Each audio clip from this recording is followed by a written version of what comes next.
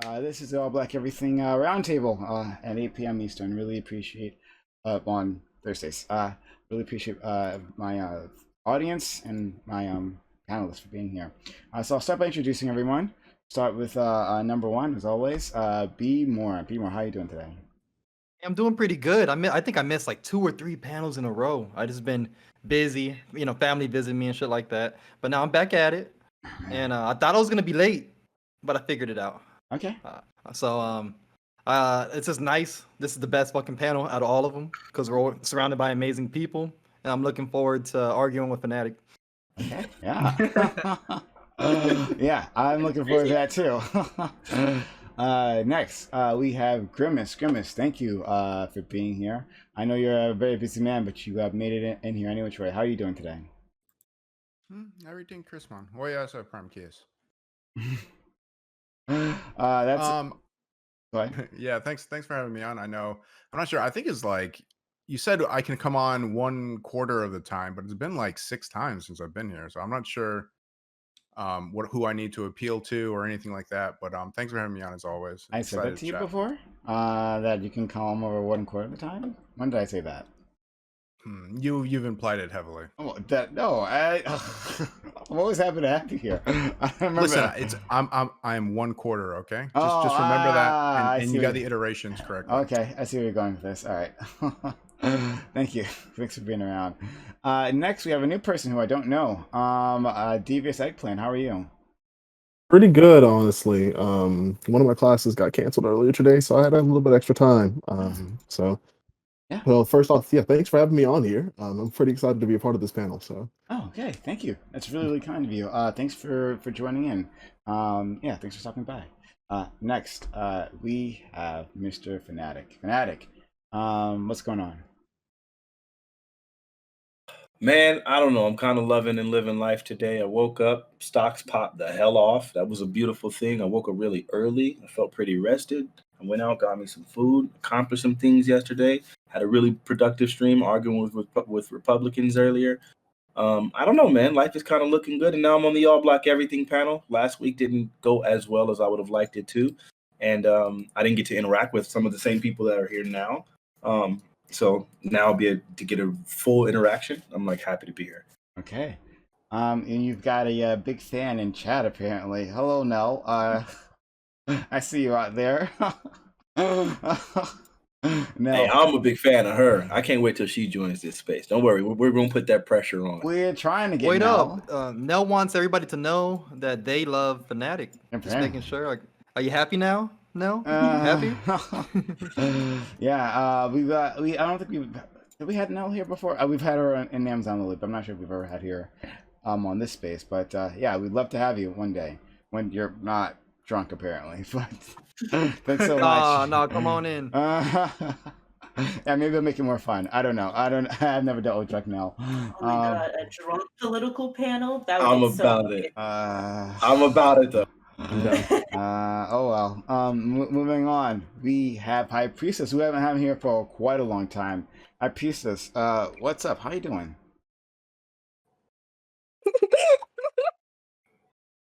I'm sorry. I had COVID. I took the week off. I lost my smell. I got my smell back. But the reason why I giggled so manically is because I actually cannot stay. My roof is leaking right now as we speak. A tree fell on my roof a long time ago. Blah blah blah. They never got it fixed. I live in a hellhole. This is the nicest room in my house. And so now it's leaking into the nicest room in the house, and I'm not exactly sure if it's gonna get worse or not because it got patched, and it's raining really bad. So this is great. I'm having a great time right now. Oh, okay. Damn, all to avoid Fnatic. That's fucked. Arguing with Fnatic. You know what? I actually thought I maybe might come in here and say something like maybe even a warm take. You know what I mean? I had a couple wrinkles in my brain. My taste is back. The brain fog is gone. I'm gonna go leave and see what I can do about this roof thing, and maybe if it leaks less, I should pop back in. I'm really sorry. Okay. How cool is that? All right. Well, have a good one. Thank you for being here. Yeah. All right. Moving on. Lyra, you're back. Hey, hi. I don't know. Or is it Lyra? Fuck. I think I'm pronouncing it wrong again. It is Lyra, but I don't mind. It's fine. It's not my real name anyway, so I'm not offended. Okay, that's right. I'm happy to be back again. I wasn't sure if I would be invited back, but I'm very happy to be here again. Oh, It's always I had a good time last time, so we had happy to be here. yeah, we had a really good time with you. We were highly impressed with you, so we definitely have to bring you back. Especially because you seem to know how to fight, and we like those here. Definitely. But yeah, thank you for stopping through. And last but not least, we have Top Dolphin / Adam. Is Adam your real name? Is that Yeah, Adam is my real name. okay? That's a long story. I have so many names, but Dolphin, Adam, and okay. I'm wearing my Dolphin shirt today, so that's fun. Yeah, I'm doing great. I've been working a lot. You always have the most exciting open panels when I'm working. So I'm like listening, but I can't like join and talk because I have coworkers in the room. Okay. All right, fair enough. Yeah. Glad to be here. Yeah, we're happy to have you. All right. So let's just jump into it. Hopefully our other individual will be here soon. I don't know what's going on with them. All right. So, topic 1. And this is a topic I literally I was supposed to use this topic like weeks ago, but like I just kept like putting it off. I kind of wanted Joe Lewis here for us when we did this one, but then he had to cancel for the day, so oh well. So we'll do it. Topic 1. Recently, Meghan Markle, the Duchess of Sussex.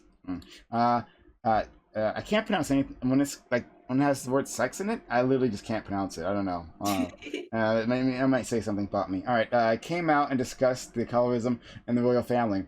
There were several concerns and conversations about how dark her skin might be when he was born, meaning the child of Meghan Markle. This doesn't seem to be the first encounter that Meghan has come into contact with when it comes to forms of racism in the royal family. 70 female members of the British Parliament came out against the colonial undertones that the media portrayed Meghan with in the past, but the royal family didn't support in the calling out of the way she was treated. The royal family has a long history of racism and the slave trade, with their controversial past and recent leaks. Is this another reason to abolish the monarchy, or is this something the royal family can move past? What does this say about wealth, privilege, and class, and how they interact with race? Can we ever expect to have a black person on a European throne? What about a black pope? Would this even be a welcome outcome? All right, so yeah, I just really wanted to talk about that whole situation with Meghan. It's a little old now, but that whole situation with Meghan with the child, and like, is it something we should even care about? Should we like care at all about this? All right, let's start with B-More. I had to ban a troll, sorry. But shit. First off, we taking over slowly. You know, we're getting our feet planted in the UK. And now that weird question, should we abolish the monarchy? Well, it's like our system's really not working for us to be giving them recommendations on what to do. So it's like I don't really know. Like I need to do far more research before I make a claim that strong. The fact that she went out and spoke out against what she's facing, she didn't have to do that. So to me, this is a sign of bravery. Like she could have just kept it secret, operated within the system, and just been like, well, fuck it. So props to her, definitely. And when it comes to prescribing a way to fix their situation, I think we should focus on ways to fix ours. Okay. All Grimace. Sure. So we've already had a black person on our Roman throne. It was Lucius Septimus Severus, but that he was a black Roman emperor. If you don't know, you should look him up. He was pretty based. As far as the shit with the royal family, that's pretty expected. I don't know. Those people are I know they're symbolic at this point, but we not being members of the British colonies anymore, we shouldn't concern ourselves with it. We fought a war to separate ourselves over the goings on over there, and that's their culture. They can do whatever they want with their royal family, and I don't think it's our place to really interfere with that. You know, I don't want to engage in colonialism or anything. Devious. Yeah, we're getting our feet planted to reclaim the bloodline. But in all seriousness, though, like I'll say no to abolishing simply because I don't necessarily have skin in that kind of game as an American. It's like I'm not a British subject. That's not my battle to fight. Um, and it's to be expected. Like, yes, of course, a royal family of a colonial empire has history of atrocities, pillaging, slavery. That's to be expected. Like, there's no debating that, really. But like B More said, it is brave on the part of Meghan to have gone out and speak against those things. Along with that, her husband being there with her. She's not doing this alone. Harry's there with her, talking about the things that they had to go through.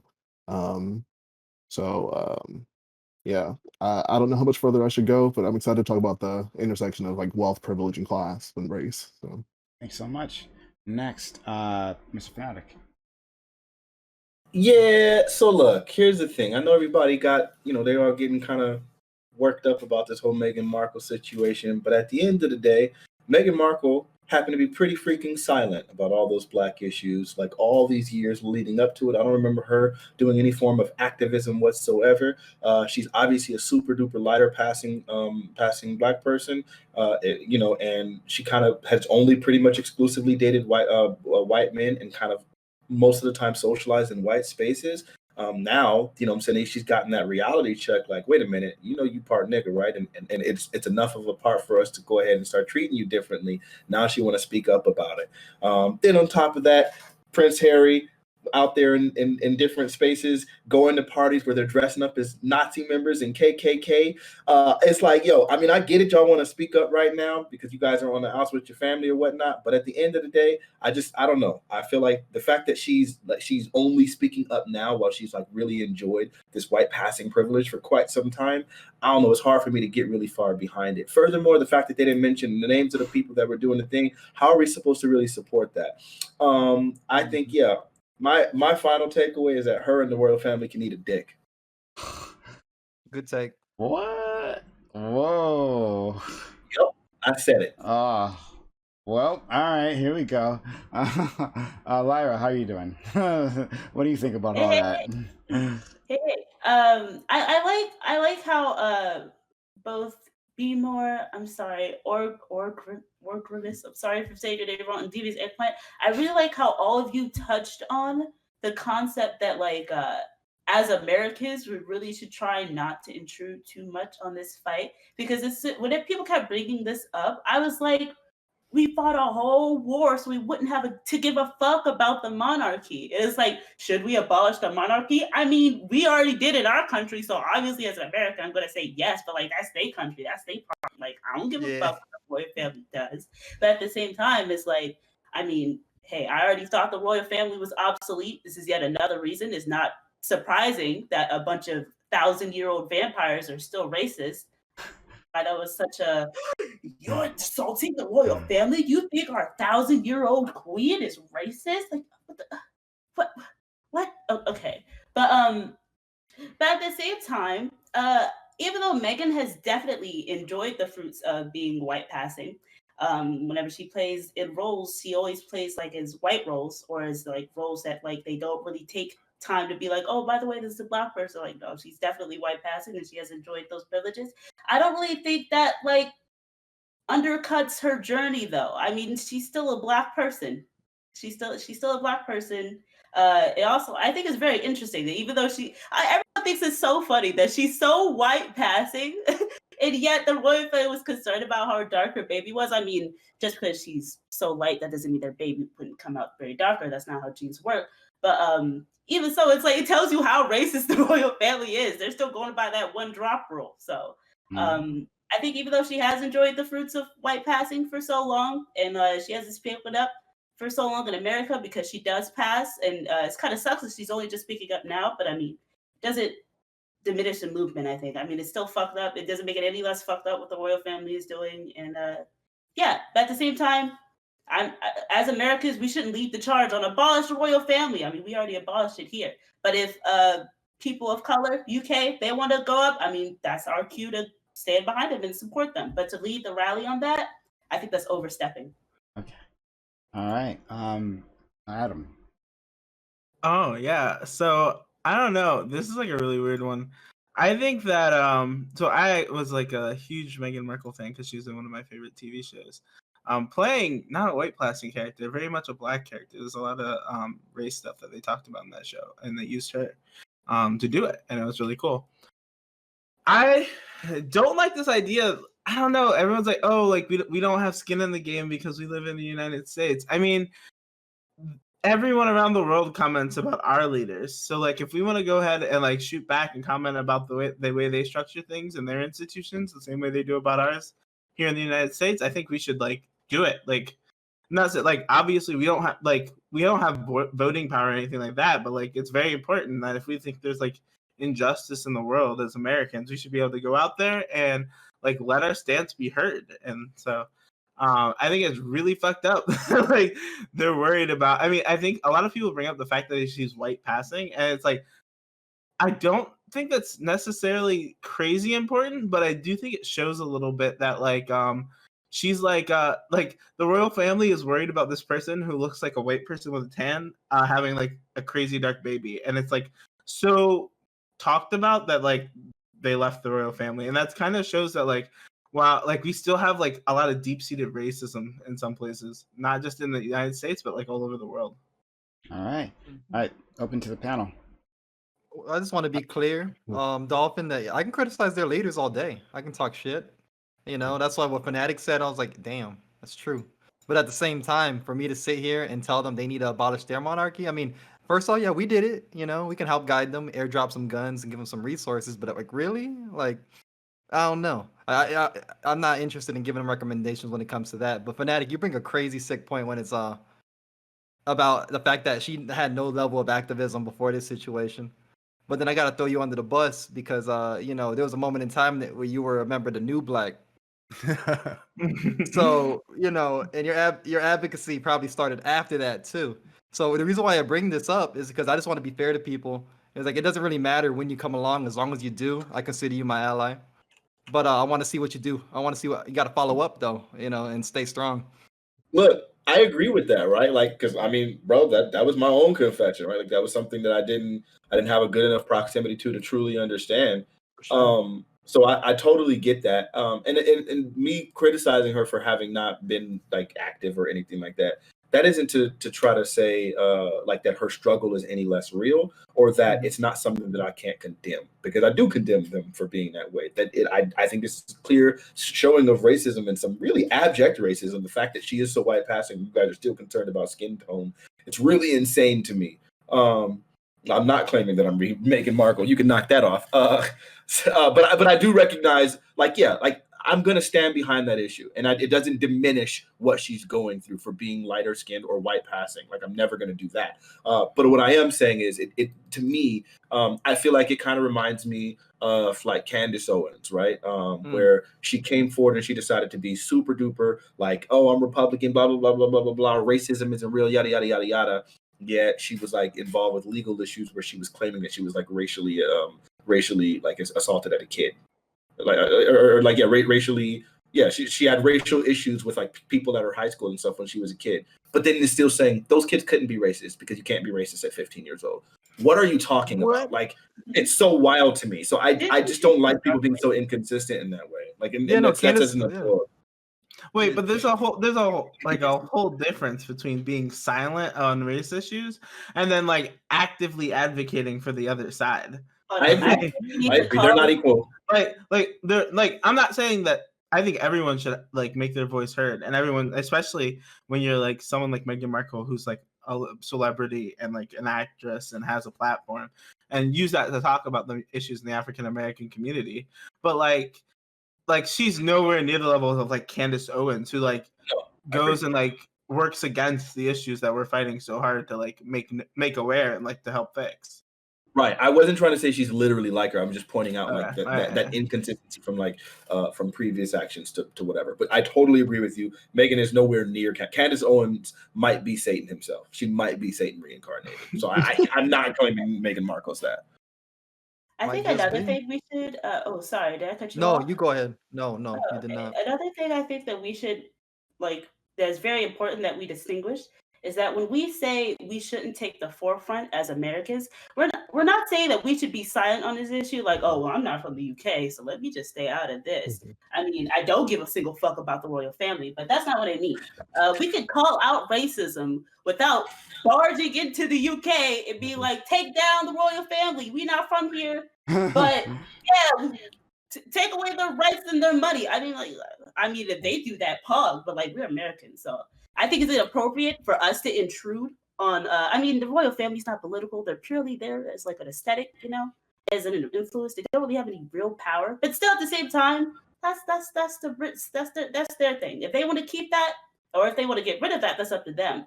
If they're down to get rid of the monarchy family, hey, I'm down. I'm down to support. Okay, I'll post my little pictures on Instagram and stuff, but like.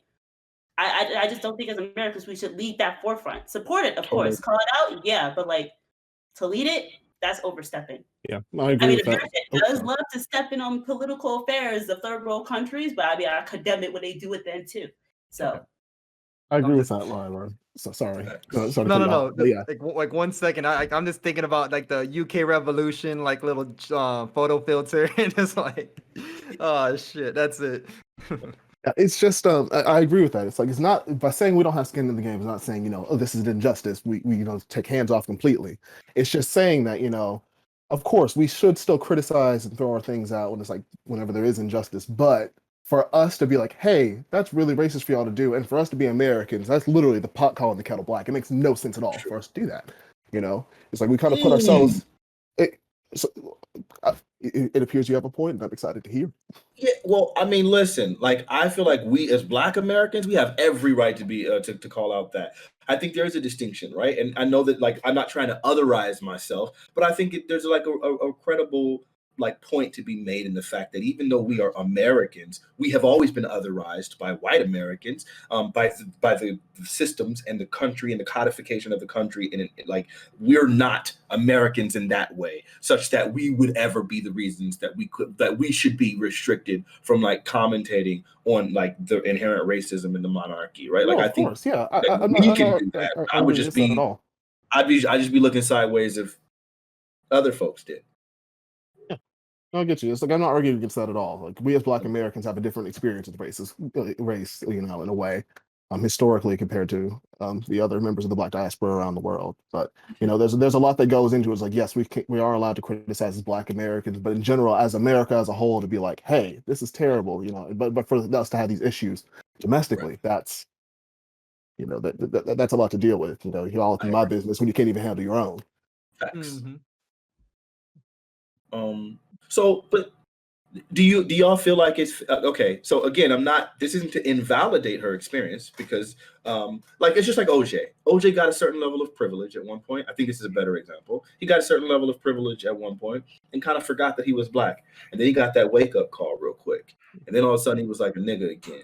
And I'm a humongous fan of Michael Jackson, right? Like he's like literally probably my favorite artist, maybe after Lauryn Hill now. I don't know, but he's in the top 2. And he forgot he was Black for a minute too. And then he got that wake up call. And then it was like, yeah, your boy might be Muslim. I'm gonna go ahead and make sure I have all like Islamic people around me in my security team. And I'm gonna start being a lot more pro-Black, right? And I feel like there's a lot of times where people get into privileged positions and then they forget who they are, and then they get a wake-up call, and then they come running back to the very people that they were willing to eschew and deny for their own privilege and their own advantage. And I feel like Meghan is that person. Does that invalidate what she's going through? No. But I just, again, the fact that you had a platform, the fact that you've been in the media, you're working on this show where they're dealing with race issues, according to someone else. I've never seen that show, but I might watch it just because she's in it and she'd be looking good. But the fact that you could have that, and you never used your platform all this time for all that stuff, and now all of a sudden you're using this to elevate yourself in a large way, going on Oprah interviews and stuff, talk about it. It does feel a little gross, like, oh, you a Johnny come lately type nigga. What you got to do is you got to accept them with open arms, take them in, whisper in their ear. Stupid. There's something I don't understand. What wake up call did O.J. Simpson get? Oh, he got a wake up call when he started when he ended up having to deal with when they ended up trying him, and he ended up getting all those years for a breaking and entry, in which there was someone else that owned the gun and literally pistol whipped the guy and Oh, physically thank broke God. into the building and all of those things. And then all of a sudden he got sentenced for like 25 years or something ludicrous like that, even though the only thing he did was said, wait, nobody's leaving until we get this thing settled. And then the judges later on came back and discovered that the property that he was going to steal actually lawfully, legally belonged to him. So he was actually going there for his own property. So it wasn't even robbery. And someone else physically assaulted him, but they still gave that nigga the most years. And the person who actually had the gun and had the priors got away with like 3 years. I think he got that wake up call like, dang, as a nigga, this legal system ain't really waking up for me. I'm not black, I'm OJ. Okay. Okay. Okay. I'm just making sure you're not talking about the wake up call when he got away with murdering his wife or anything like that. There is literally zero evidence to suggest that OJ actually killed his wife. If you actually paid attention to that trial, I did. followed it in It's been a detail. while, but I can look again.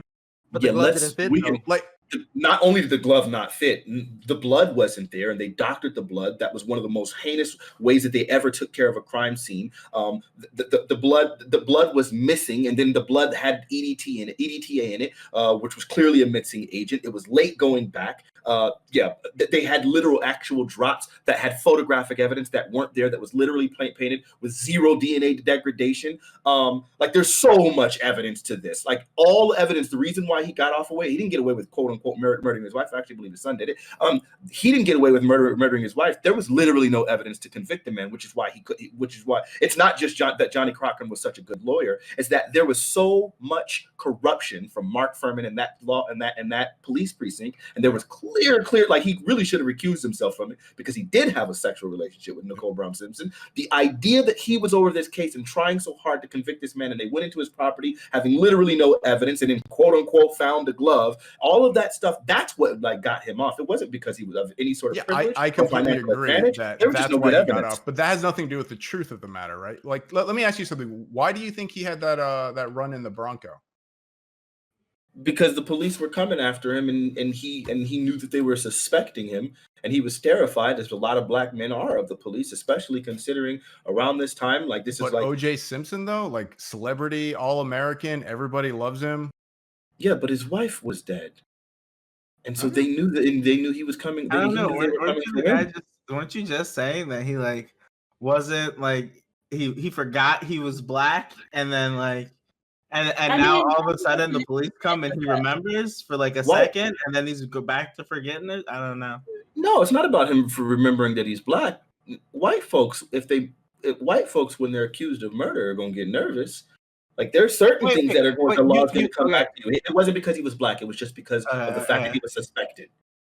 Also, I think what Fanatic meant when he said that was just like a lot of times, Black people who have a certain amount of privilege, whether that be from being white passing or rich, oftentimes when he said that they'll forget that they Black, I think he meant it like they'll kind of push away the Blackness for the sake of getting farther ahead. But then when they see that their Blackness may start to work out for them, then they switch and then be like, oh, well, they racial profiling me, like he talked about cancels. I think that's what he meant.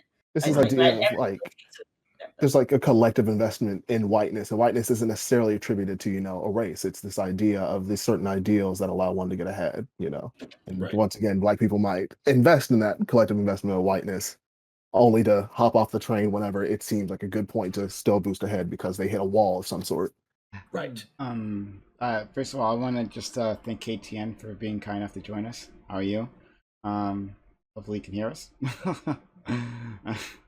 All right, well, you muted, but nice of you to be here.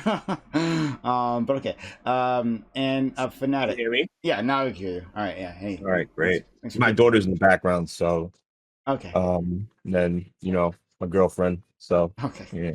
Cool. No problem.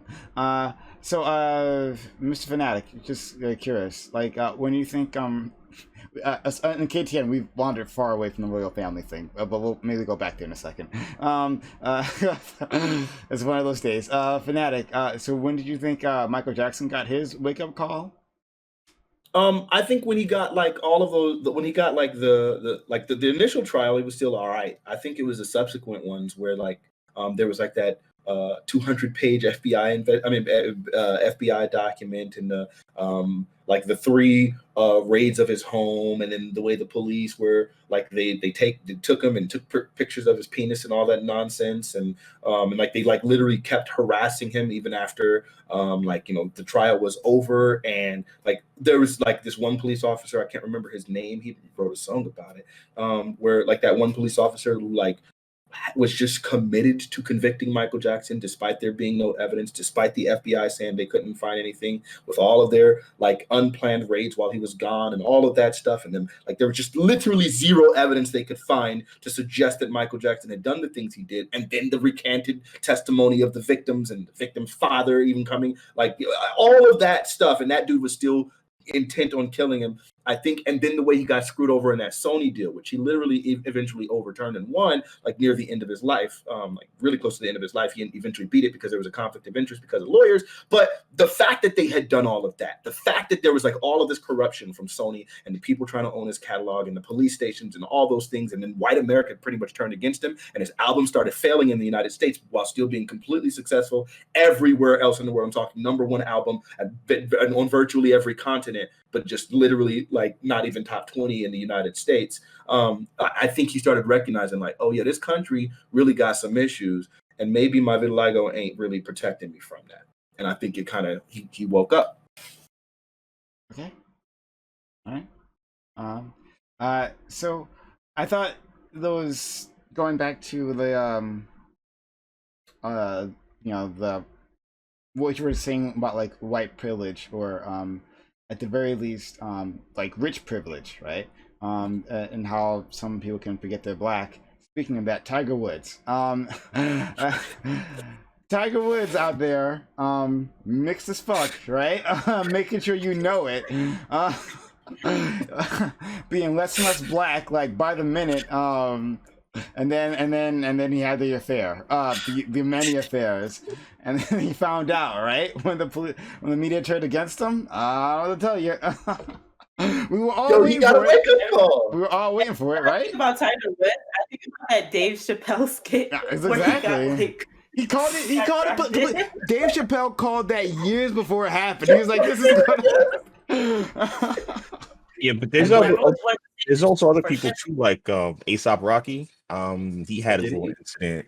Yeah, well, A$AP Rocky went on, and one of his main, I think one of the ones that he got roasted for was he was on, and he said something about like not giving a fuck about Black Lives Matter, something like that. Oh, shit. And then he went to Sweden, and then he got racially profiled. Well, he didn't get racially profiled. Somebody was harassing him with security. He had security. Somebody was harassing him, and then I think either security beat him down or he beat him down, and then the Swedish police threw him in jail. And he had to spend like a month in jail. He had to make an appeal to Trump. He had to do all these other strange things all at the same time.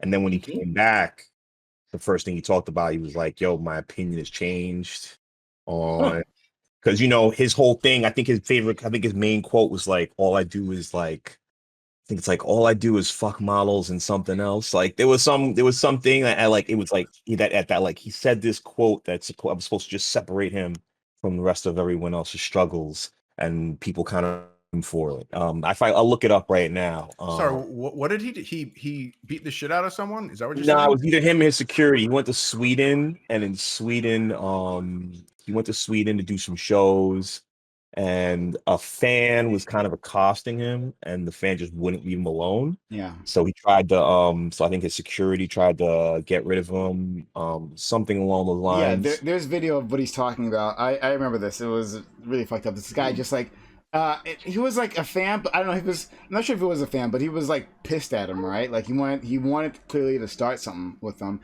and they like tried. Stan? They like Eminem Stan? Maybe something like that. It's been a while, but like he was like, yo, we don't want any trouble. We kept saying it, we don't want any trouble. And the guy just kept on coming at him, right? He said, don't want any trouble. And then he fucked around, found out, and got he got rolled on. It was pretty funny. Okay, but like a crime was committed there, right? I mean, I think it was more self-defense, in my opinion. But I don't know. Aggravated assault. What'd you say? Aggravated assault. Aggravated assault. Yeah. Okay. Yeah.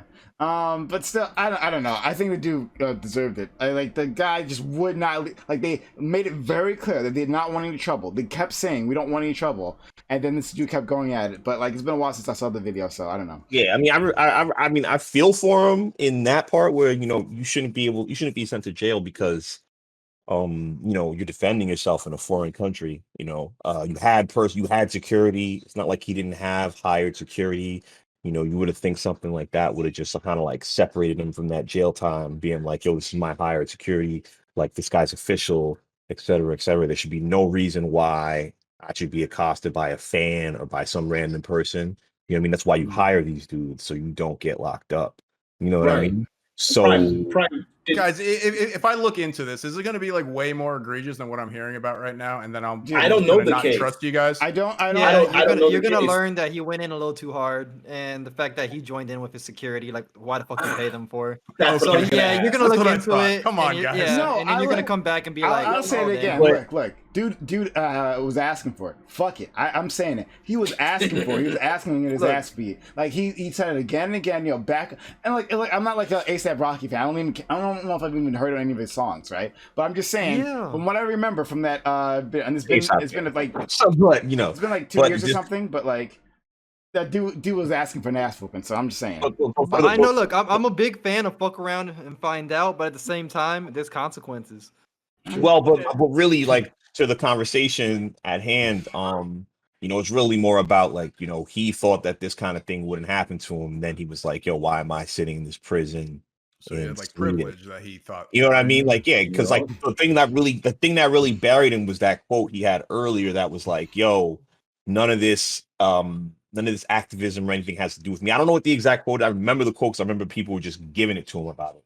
And it had to do with him kind of just separating himself, financially and culturally from just like the average Joe going through the average struggle. You know what I mean? Most of his raps is about being doper than everybody else. You know what I mean? Like, I love him. You know what I mean? New York shit. I like it. You know what I'm saying? But, I also don't think that I'm separated from the average person's problems, even with a grip of cash, Maybe we'll make that ASAP Rocky thing a topic one day because I'm actually curious about it. I'll come and say Can we this also later. talk about the rising anti-blackness in the rap and hip hop community, please? Shit. Okay. Tell me more. I don't know much about it. Yeah. If you got something for us there, then we'll definitely talk about it. I should have something more on topic if you want to. Yeah, I was gonna move it back. But go ahead. Oh yeah, just something I just want to note from everything I've heard on this panel, especially from Mr. Fanatic over there. A lot of people don't realize, those of us who are mixed race, like we don't have a place anywhere. We try to represent the Black community in some capacity, and then we're called we're white passing. We have some kind of privilege, and if we do on the exact opposite, and we try to associate with white people, like, oh well, your kid is like going to be too dark, or like you're part black, right? That could be like bad in some kind of capacity, or something lesser, like among a hit against you when you're hanging out with whites. Like, I'm not sure what I'm supposed to do in cases like that, but it really sucks to just be on have that attack coming at you from all sides. It's not like we all gather up as a group anywhere and discuss mixed issues. We're constantly at on the chopping block on both sides, and I don't know. It doesn't seem very, very productive, especially if we're going to move forward where this shit doesn't matter anymore.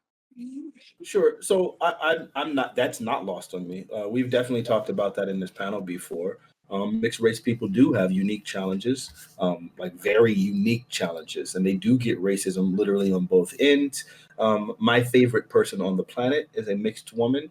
And yeah, they've gotten racism from both ends. There were definitely white people that black people that wanted to fight her because she decided to be friends with one of the white girls in her class, and they said she was rejecting her blackness by befriending a white girl. And then there were white people that felt like she was black, even though she's extremely light skinned and stuff. But it was just they felt like, oh, she was too black for them. And like her and her brother got it in the absolute worst ways. That's not lost on me. But the crazy thing about it is she never like abandoned her blackness. She always put black on her resumes. It wasn't until much later in life when she married her also mixed husband, and he was just like, "What? You better put white on them resumes so you can get better opportunities." And she started doing it, and her callbacks increased. So, Listen, like black, she didn't abandon black on that. college resumes, white on work resumes. Okay. Listen, I respect all of that. I mean, sometimes whatever gets you ahead. What she say? I missed it. What she say? Oh, I No, said I'm with it. Use your privilege. I'm with it. Oh, Facts. mixed privilege. I'm here. Oh man. Oh god, yeah, we just opened up something that look, we about to get canceled for that. I'm not saying No, just to it's be it's clear. messed up, but like my name Yeah. is damn neon white, and I'm Hispanic, so I can again I can play the game too, so I understand You it. should. You both use what you got. If you both go ahead, I don't see the problem. Right. Yeah, but Please go ahead. no, but this is the fact that we're capable of doing this is the exact reason why colorism is real and why there is a community of black people who are pissed off about this shit because they don't get any type of charitability at all. Like nobody's charitable towards them at all. Like when it comes to this type of shit. So like I understand that like I could sit here and kind of make some complaints about being mixed. Hispanic people don't think I'm Hispanic enough. I speak Spanish like a white person. And then the black people, I don't speak like a black person, because I'm from Florida and from the hood overall, but I just didn't get that aspect. So it's like I understand, but it's like at the same time, I don't know. It's like no, colorism is huge, and being mixed is a privilege. Wait, B more. What part of Florida are you from? Central Florida. Oh, okay, never mind. You Orange, look actually Orange, exactly Orange like. County. Oh, I see. You look exactly like one of my cousins who I hate and I haven't talked in a long time. And I'm just like, wait. But do I remind you of him? Take wise. No, you're way smarter than he is. No, you're reminded. You're reminded. Yeah. Look, like I asked the question I possibly didn't want the answer for, and you hooked me up. So I'm thank you. So I ended up saying I said something along the lines of this recently in some other panel. I can't remember which one, so all fucking blends together for me. But about like the problem with passing, right? Is that I won't blame a person. Like I don't want to run a person's life. So if you are if you have black ancestry and you pass, right, and you decide to go down that route and like pretend that you aren't, all right, look, it's gonna have an easy life. Like I get it, right? You're gonna have an easier life, so I'm not. Wait, how do you pretend like you aren't? Yeah. Well, I mean, like if you're seriously passing, there's some people. I mean, this is well known, like individuals who within the black community who are light skinned enough that white people think they're white, and then just pretend that you don't have black ancestry. This is a very well known thing. People find out. I see what you're saying. No, actually, I don't know. So I don't know if it's like I get what you're saying, but at the same time, it's like you haven't heard what how I'm do saying. you like choose not to be treated as black? Oh no, it's not choosing. That's how you identify it. Yeah, I know. Not to represent it. Yeah. Yeah, like that's like an internalized like racism that you might have. Yes. Like for a long time when I was little, like I used to take pride in the fact I was like part white, and I'll tell you like all about the different places my white ancestors came from, and I'll tell you about all the people my Asian ancestry came from. And then when I came to black, I'm like, oh yeah, I'm just like Jamaican black. I just like put it like off on the side, maybe see if I can not mention it. And that was pretty shitty back then. I was like looking back on that now, I'm really ashamed of that. But I moved past it and I'm here repping as much as I can. So hey, welcome to the fam, bro. Because I was the same. No, I wasn't. I wasn't the exact same. But I was pretty ashamed of my blackness at one point. I remember telling my mother I wish I was light skinned and I would be more attractive. Like that. I think that kind of not like lack of self love and stuff. I think that's pretty freaking common in blacks. I think that's part of the systemic oppression that we face, and it's disgusting. And that makes me understand why Meghan Markle would have abandoned her blackness and not used her platform appropriately back in the day. I can understand how that could happen. And it does make me look at her a little sideways. But at the end of the day, like, yeah, injustice is an injustice, and I'm going to recognize the injustice. But it does make me realize, like, yeah, you're probably dealing with that too. I have a niece. My sister married a Jewish guy, and my niece, I remember at one point, she had made a statement she said, "You're mud, I'm sand." to like one of her darker skinned friends, and she was always talking about how she wasn't black. She always said, "I'm not black. I'm not black." And her mom was like, "You're absolutely black, and like you're gonna get a wake up call if I don't instill this in you." It's an issue. It's not unfounded why she would do this. It's just it's just something worth mentioning for sure. Yeah. And Also, I'm sorry. all right, you go, and I'll go afterwards. Yeah. I hope that this wasn't misconstrued, but I do think that there is a big difference between. I mean, I'm not mixed, so I can't go hard into this opinion, but I do think that there is a big difference between like using your mixed privilege and pushing away your blackness. I always thought it was very toxic and damaging how there are many black people out there who feel that like as a mixed person you have to fully identify as black. Put away whatever else you black. You black, black. I don't care whatever you mix with, you black. And I think it's very toxic when black people feel that because you are mixed, you have to suffer all the different disadvantages that there are to being black, along with every other person. And they get mad at you when you don't. Like they get mad at you when you're white passing, when you do get that job interview because you started to you put white on your resume. I think it's very toxic to think that way as a black person because Sure. hey, they are black, but they're also white, so they do have a right to use that advantage where they can. Now it's a big difference if they're saying, "Oh, I'm not black. I know I'm Blasian, but I just consider myself Korean. I'm not black." That's fucked up. That's something different. But if you want to do that on your job application, go ahead. I mean, they are both. Feel like you have to suffer every disadvantage as a black person. I mean, they have privilege. They can have their privilege. I agree. Yeah. They use it for good. So what I was this kind of goes with what I was trying to say before. So yeah, when I say like white passing, I mean like white passing that like if I'm a little darker, maybe I'm from Italy or some shit, right? Like we there's definitely people who've done that. Some people have literally not found out that they had like a black person in their family unless they did like a DNA test or like did extensive research into their family history and like that's the thing that grandma never told us. That's we know that's happened. Like we know people coming from the south, right? But like when they went to the north, they're like, oh yeah, I'm white. So like because they didn't want to deal with it. And again, I'm not going to judge them for taking that route. But what I will judge you for on the other side of it is that when you are in those white-only spaces, right? When you get access to those areas, and you decide that when people go mask off, which they absolutely will eventually, just wait, go a hard mask off because they don't think any black people around, that you don't say anything, right? And you just like you either sit there, you fucking nod your head along while that's happening. If you're not actually confronting these people, using that your power within that space to actually let people know that this is not okay. I mean, because once you're in those spaces, you have you have that access. You have people's ears, right? And if you aren't using that privilege to actually help out the community, whether you claim the community or not, then I got a problem with you. Then fuck you, right? Because then I feel like you're actually betraying us. Well, I have a question actually. So something that I believe is true, but I'm not 100% on this.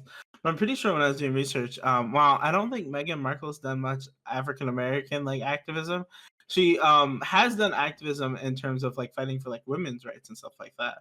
And so like, not to say that this excuses her for not talking about black issues, but do you think that like when it comes like for example black women or like if you're multiple minorities or something like that, do you think like sometimes maybe if you have a platform it's like more effective to just like choose one rather than like go and like I mean you can talk to all issues, but like at the end of the day, like if you're gonna like really get hard behind one, like does it have like if you're black and a woman, do you have to choose black over being a woman or no? Nobody's asking anybody to prioritize. Nobody's trying to say you have to put one over the other. But at the same time, if she's advocating for women, but not taking some time to prioritize black women, okay, then that's when I do have to have a slight issue with it. Like no, it's like I don't.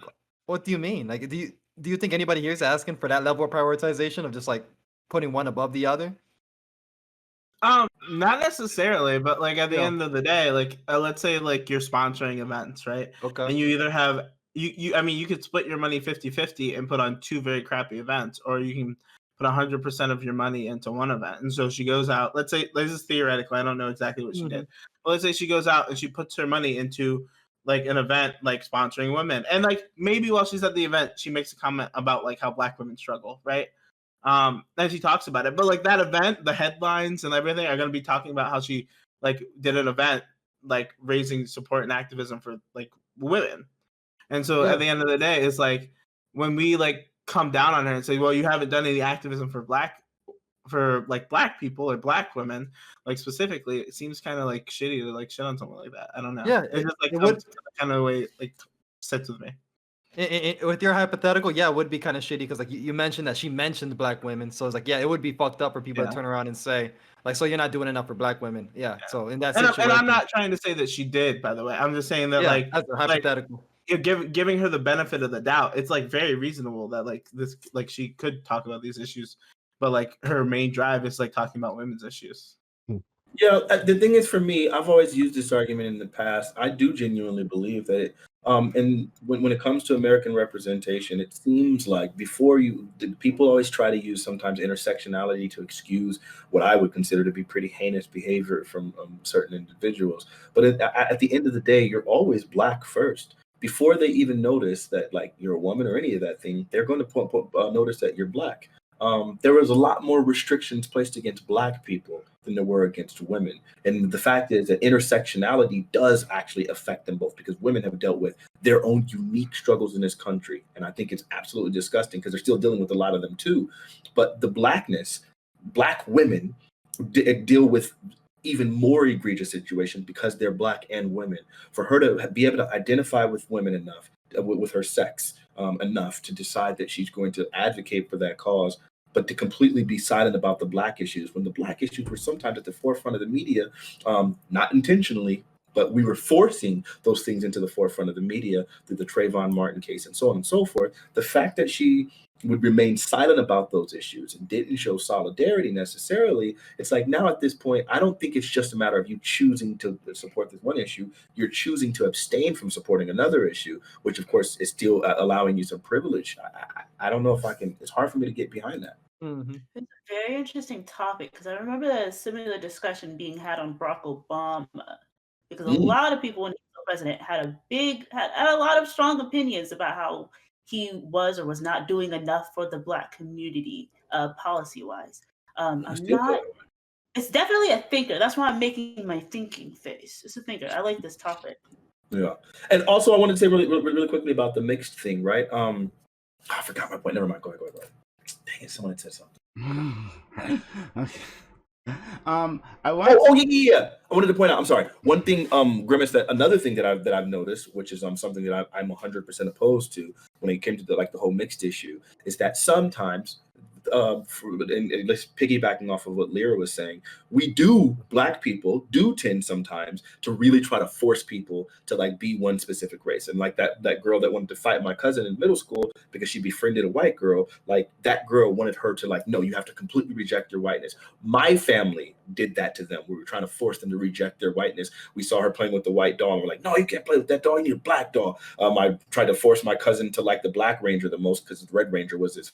It's like, nah, he's Black. You gotta like him. Like we were trying to force them to reject their whiteness as young, immature, and ignorant people. But there is an overcorrection sometimes for mixed people where some people recognize the Black struggle, recognize that they're Black, and then begin to reject their whiteness. And I think that can also be harmful too. I think people should absolutely love all the facets of who they are.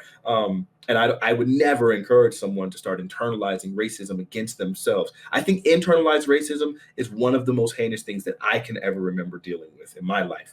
It was absolutely disgusting. It was very emotional, like coming to terms with that and fighting against that. That was an awful thing. So I would never encourage any person to do that. And I do recognize that mixed deal with like that's another unique struggle, like trying to reject one side in favor of one side, and it can happen in both ways. So Meghan Markle might have decided to align herself with her white privilege, but there's plenty of people that are more down with niggas than they are with their white side, even though like that's very much who they are too.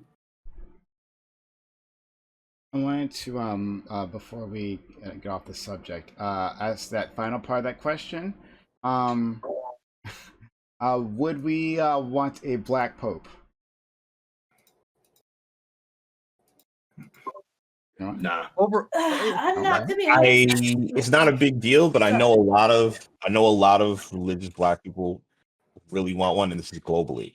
My background, I'm from West Africa, and when the last pope was coming up, the fervor from the West African Catholic community for that black pope was through the roof. They were really caping for it. I remember that. So on a global level, yeah, like, I don't care. I've kind of I've kind of turned my back on the whole concept of being religious personally, especially coming from West Africa. There's definitely like, you think religion's crazy here, religion's a whole other story there. I could tell you some good memes that you'd be like, oh, all right, I get it.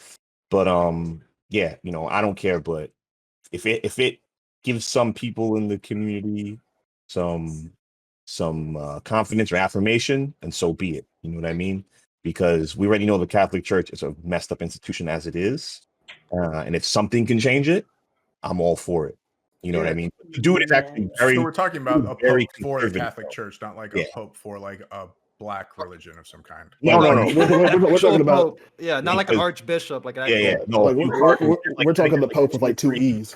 Yeah, there's like 2 or 3 black or African cardinals who were up for it, I think.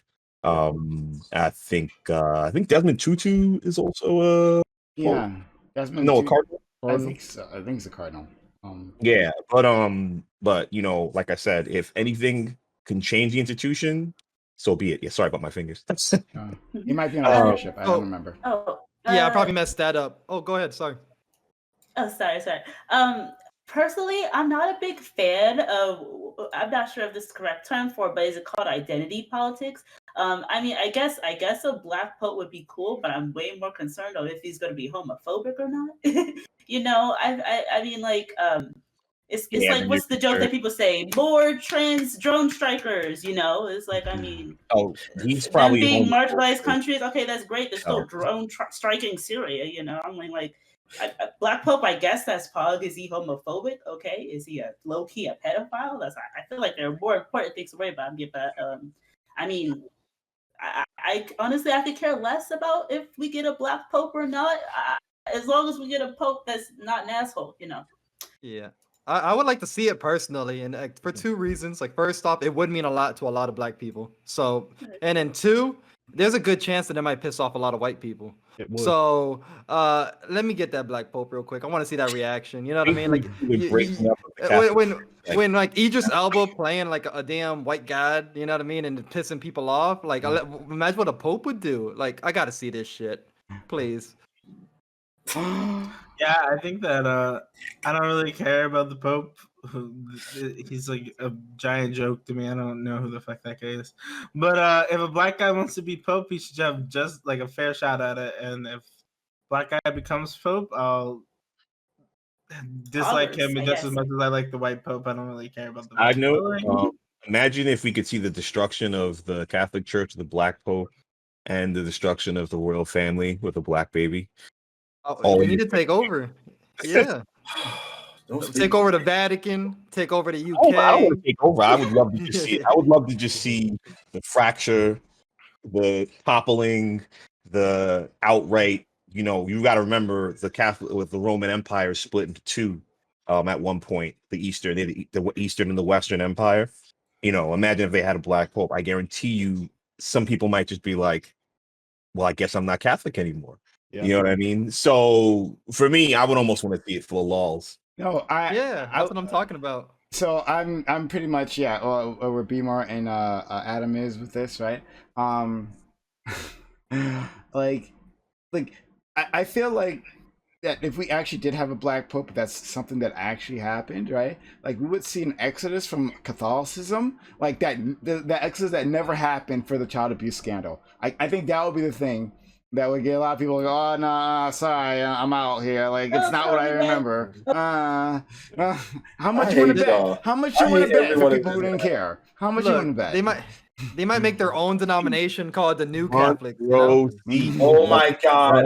I hate everyone in this panel. I hate everyone. Listen, look. First off, like the Catholic Church is its own independent religion, and so I'm not going to really criticize them necessarily as harshly as I would. Don't worry, I got I know you will. I know you will. But I got a soft spot in my heart for religion, so I'm gonna go ahead and let them be. But what I will say, y'all pick religion. It's based. What I will say, on the other hand, is I absolutely understand. Like, one. Idris, well, first off, I think the Catholic Church, like Catholicism, is one of the largest religions in the world, and I do think that a lot of times we get our identity from a bunch of various influence. I think the idea like that they made Jesus white, right? I think that was actually a super harmful thing to Black people, to people of color in general, right? And I think I think they did it for a purpose because people tend to look up to Jesus. I mean, he was such an amazing figure. He did such wonderful things while he was on this earth, and I think the idea that people would look to these figures, like this is who we're supposed to be emulating ourselves after. And I do think it's really harmful to paint this guy as a white guy and have Black people who are like practicing the religion like trying to emulate themselves after this white guy when in fact he was most likely a person of color. And it sounds like, you know, like there was an intention. The biggest importer of white Jesus is America. Crazy. So I think that the fact of having a Black pope, I think that would do a lot. There's a lot of Black Catholics. I would hope that they all like leave that religion and become Protestant Christians, but it's okay. We'll pray for them. So I think that could be really good for their image, right? For who they believe about themselves, because that internalized racism, the internalized self-hatred, all of those things are really like things that we're up against. And so I think it could do a lot of good. Furthermore, Idris Elba has no business playing James Bond. Like, it don't make no sense. What? What the What? fuck? No. I agree with him. I agree with him. If you know anything about British spycraft, you mean to tell me they couldn't find a Black spy in a Black country and wrap around the story around a guy like that? I'm sorry. Is James Bond real? Does it need to emulate real life? Half of the shit that they do doesn't make any sense. You know what I mean? Like, Elba's from fucking England. What do you mean? You could have picked a Jamaican spy. You could have picked all the countries that. And Idris Elba could play England. that. Could play that spy too. He's from England. He doesn't have to be Idris Elba as James Bond. He can be Idris Elba as I don't know something Livingston, or I don't know, whatever the best Jamaican name is, or the best African name is, or the best Black British person who is in MI, whatever. Why? Why? Why? I'll explain why. Let me explain it. Lived in Jamaica when he wrote these That's books. definitively stupid. I don't understand. Give me an the idea. opportunity. I'm sorry. Does every Black person on the street corner need to have a Black name? What do you want? What the fuck? No. That's not what I'm saying. Let me give me an opportunity to explain it. Black name. You're taking it out of context. You know what I mean? What I'm trying to tell you is, if it's a spy, it's about a spy, a fucking spy, and half the shit you know about the British Empire. They had lots of spies around the world. They had spies who were Black. Why can't you just pick make a Black spy? You could pick an entire context, a historical. But there's literally Black people in the United Kingdom, and why can't they just make him James Bond? That's like, and I'm sure they. Can I explain? Real quick. James Bond, any spy. Like, I don't know. You could just make it another. It could be anyone who's 007. I know exactly, because 007 is an alias. Are you going to ignore the fact that Idris Elba looks good in a suit? First of all, I don't mind. Look, Idris Elba looks good in a suit. He could be the best spy ever. I'm not saying he can't be a good spy. He can have his own spin-off. It doesn't have to be name him James Bond. Just so you know, this is like one of the biggest franchises. Name him Bumble Ross Scott, and everyone will be happy. Is that better? Bumble Ross Scott. Sure. I don't know. Wait. And the whole lore behind 007 is not one guy. It's the best spy gets to or one of the best spies, one of the 00 agents takes that number when the previous one dies. Right. It has nothing to do with him like being a white guy. Has them having to do with their skill as a spy, as an English citizen. So this is just part of the franchise. Like that's just sure. That's and look, it patched over as James Bond. You're like, what the? And listen, why do you need the name? What's the point? Like, why do you need the name? If it's Anything. Oh my god! All right, so we're gonna go back on this. Hold on, I'm gonna give Fanatic a chance. He's gonna explain this. Go ahead. And Right. then... So here's the deal. I've seen literally every James Bond movie in existence. Right. Like I went through it with my really good stream fam. We watched like literally from the very beginning all the way to the end. He actually cut out at the point when it became whatever. Anyway, but I watched literally every single one of them. It's an amazing franchise. And one of the things about 007 is he's a freaking spy. And I think about the idea of James Bond going to, I don't know, all of those European countries where James Bond finds himself. I don't know, like maybe he goes and finds himself in the middle of Ireland, or maybe he takes himself to Norway. And I'm thinking about Idris Elba being in Ireland, being the only nigga there as James Bond, a famous spy, blending in.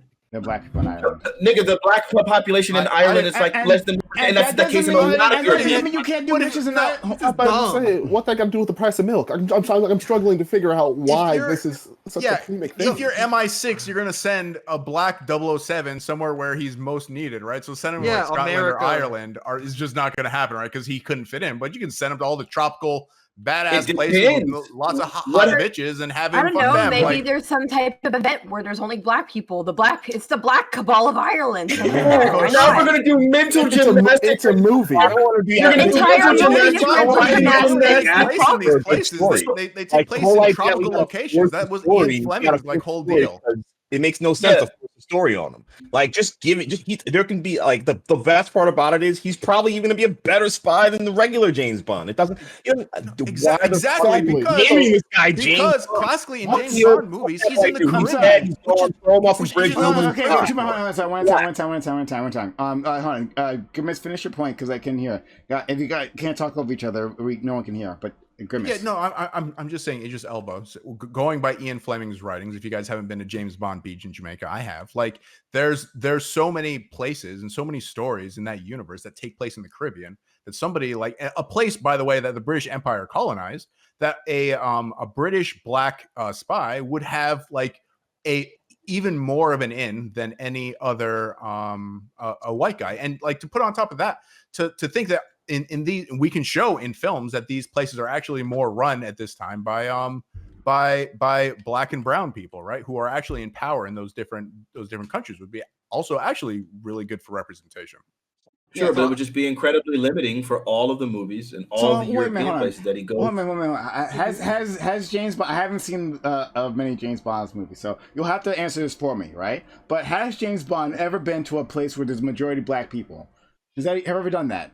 Yeah, Jamaica. Oh, yeah. Okay, great. All right, so then he can go. Then Black James Bond can go to fucking Ireland. Holy shit! Like what? It's like, yes. Yeah, there is some space. No, just like it doesn't work that way. It doesn't. Whoa. Let me talk now. Just like there are some spaces that like where a white individual would stick out like a sore thumb. It's like, hey, wait, what is this person here, right? You usually don't have white people here, right?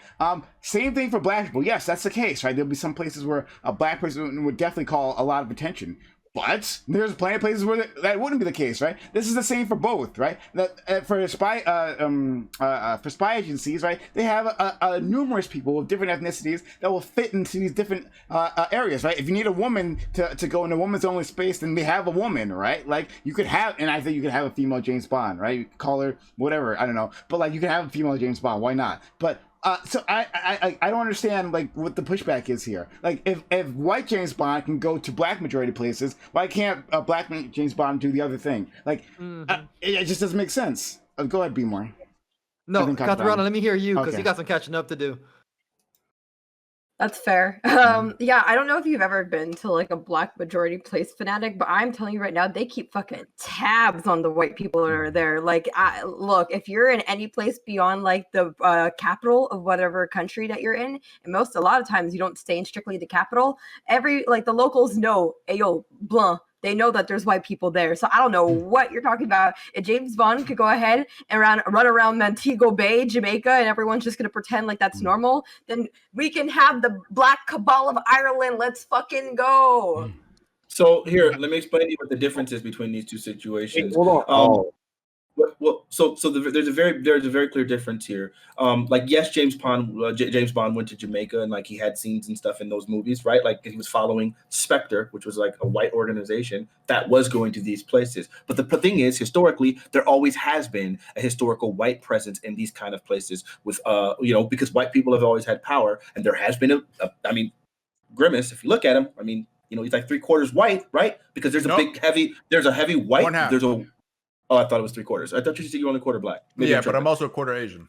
Okay, that explains it all. Okay, so yeah, but in Jamaica, there has been a whole history of white presence there. A lot of what Bob Marley's music, specifically, chase those crazy bald heads out of the town. Ja would never give the power to a bald head. One come crucify the dread. Like there has always been a white whatever. Bob Marley himself was a quarter white also. The fact is he was half white. He was half white. I thought it was half, but I didn't want to overextend myself. Right, half white himself. The fact is there always has been a white presence in there. So when James Bond happens to be going to those places, it makes all the sense in the world, baby, because there is a presence of white powerful men in these things, and he's wearing his. Nobody. Listen. Let me finish. So let me finish. I am. So James Bond, being a person, a white powerful man, going to these prestigious places, wearing his suits, blending in with these power structures, makes all the sense in the world. Idris Elba, there's not a big presence of black powerful men in freaking Ireland. So Idris Elba going there, Ireland, bro. Okay, or Norway, or Sweden, or Russia, or whatever, or name your Eastern European country, or the vast majority of the Western ones. So the idea is Idris Elba, being a British spy, where most of the things are occurring in those places, going there and trying to blend in doesn't sound very realistic. It's going to stick out like a sore thumb, unlike a white person in these black countries where we've always had oppressive white forces. There's a difference. Every single Bond movie mostly occurs in the Caribbean. You said what? I said literally, every single James Bond movie spends most of its time in the Caribbean or that's Southeast. That's patently false. That's patently false. I've seen literally every movie. That's absolutely not true. It's a fantasy universe. The Spy Who Loved Me wasn't spent like almost at all in there. Neither was GoldenEye. That wasn't spent at all in Jamaica. Neither was the next Tomorrow Never Dies. In Cuba. Okay. I don't think it was in Cuba. Let's 007 was in New Orleans. Okay. He spent time in Russia. He was in Moscow when he met 007. When he met Travelyan, that was in Moscow. You're right. There was a Moscow scene, but the second half of the movie is in Cuba. So okay. So let's go. Hold on. Sorry. KTN, give it a try, and then Katarana. My big thing is why can't we just have a dope black spy?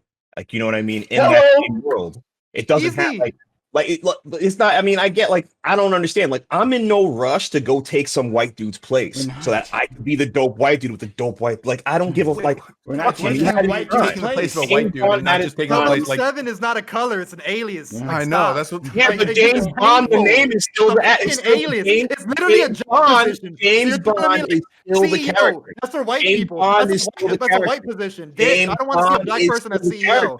James Bond is still the character, though. No. Okay, so guess what? Black people named James. Don't say James Bond then, right? Is it better this way? We don't say James Bond.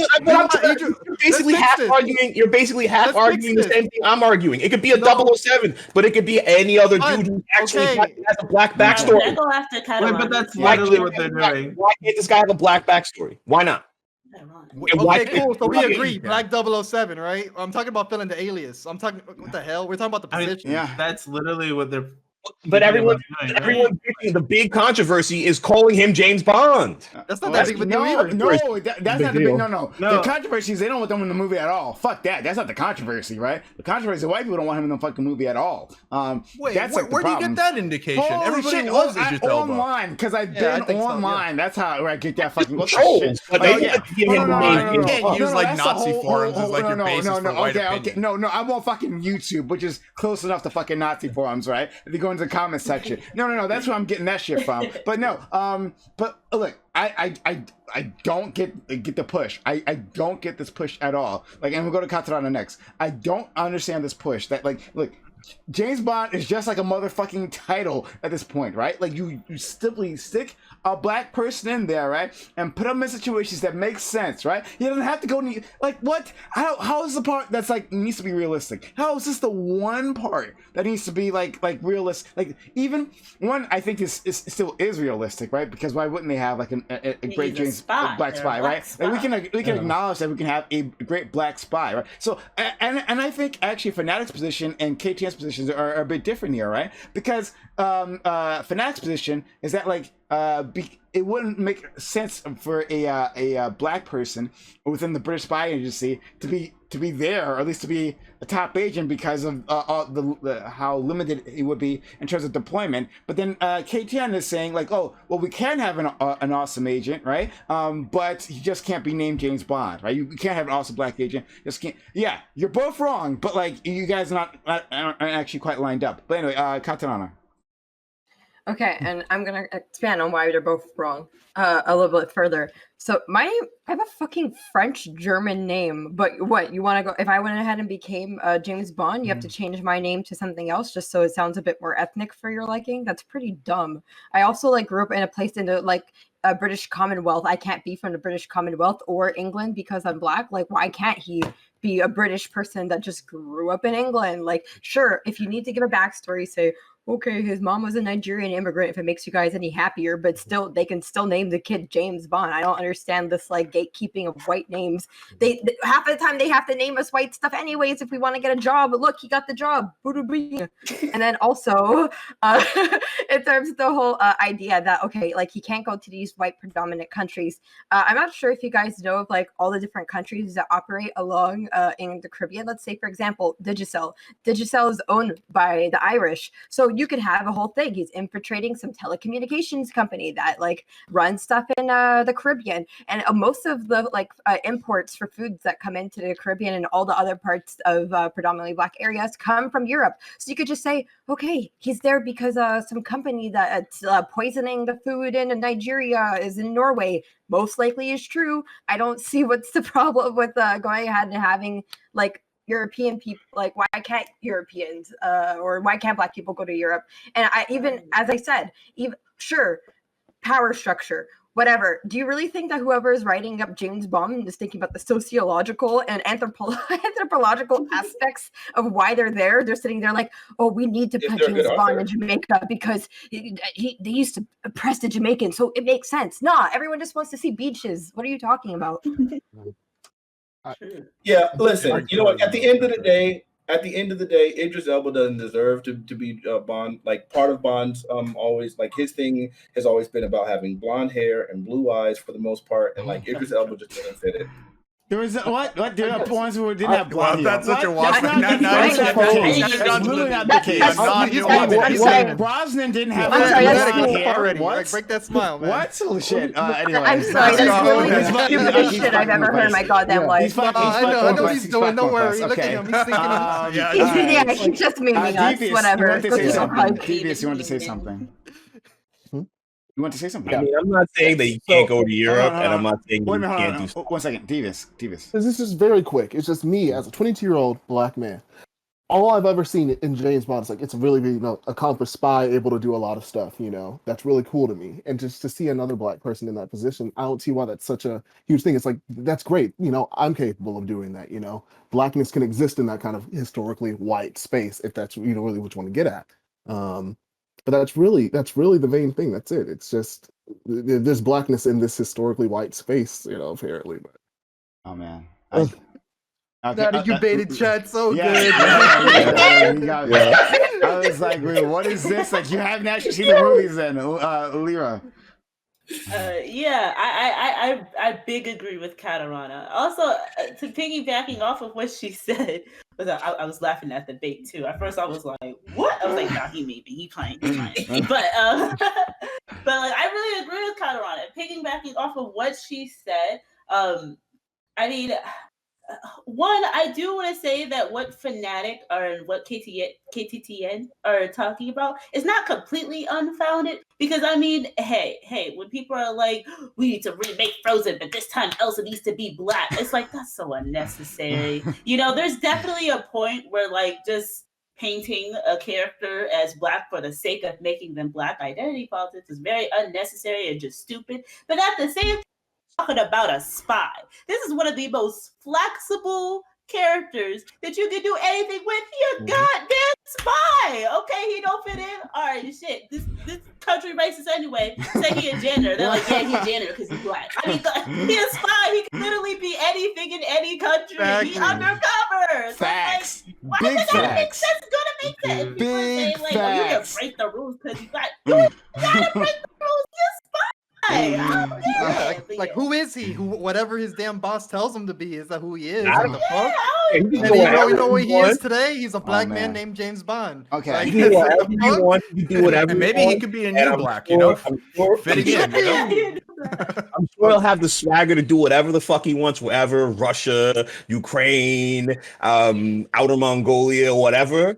I just think that forcing the issue of naming him James Bond and giving that same silly story that they've been running on, that's the dead horse I don't want to beat. But it's not that silly because No, no. Change the they're story. black They did Change the it with story. Spider-Man. Spider-Man was still Change Spider-Man. They just Change went the ahead and story did then. something else. Change the story. Just a new agent pops up and he's No. better than the old one. Okay, Fuck all him. right. No, and that's what. Okay, all right. All right. Okay, so someone in chat asked the question, the big question. I saw you. All right, the big question, and we're gonna blow this whole shit up. All right. Should we have a black Superman?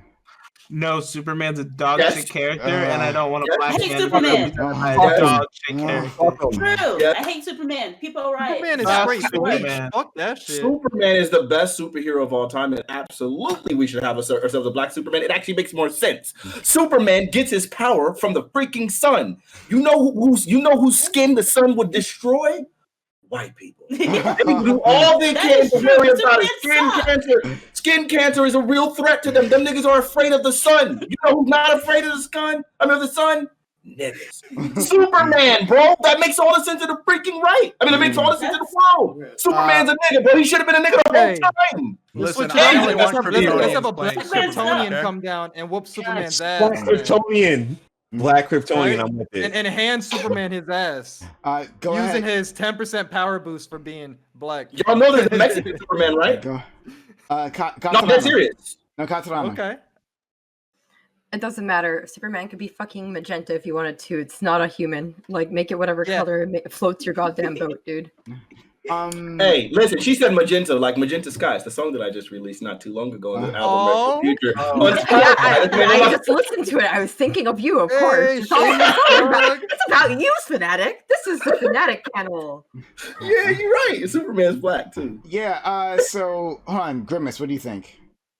Yeah, I said it should be played by a Kryptonian. No, I don't really care. Like either way, I think superheroes like a dog shit hero in general. Like I get he's the most powerful, but because he's the most powerful and he's like undefeatable, I guess he's always got some Deus Ex Machina behind him. That he's like a really lazy character. And I don't want to expose the black community to No, that. all right. So look, But- I'm not. And plus, Goku would definitely. Okay, win. all right, hold boy. Just Stop so it. we're Real done. We're done. Let's Real move question, forward. Can we get a black Goku? That's what we Seriously. need, all right? All right. Move well, forward. that's oh man, no. That's a bait right there. But That is.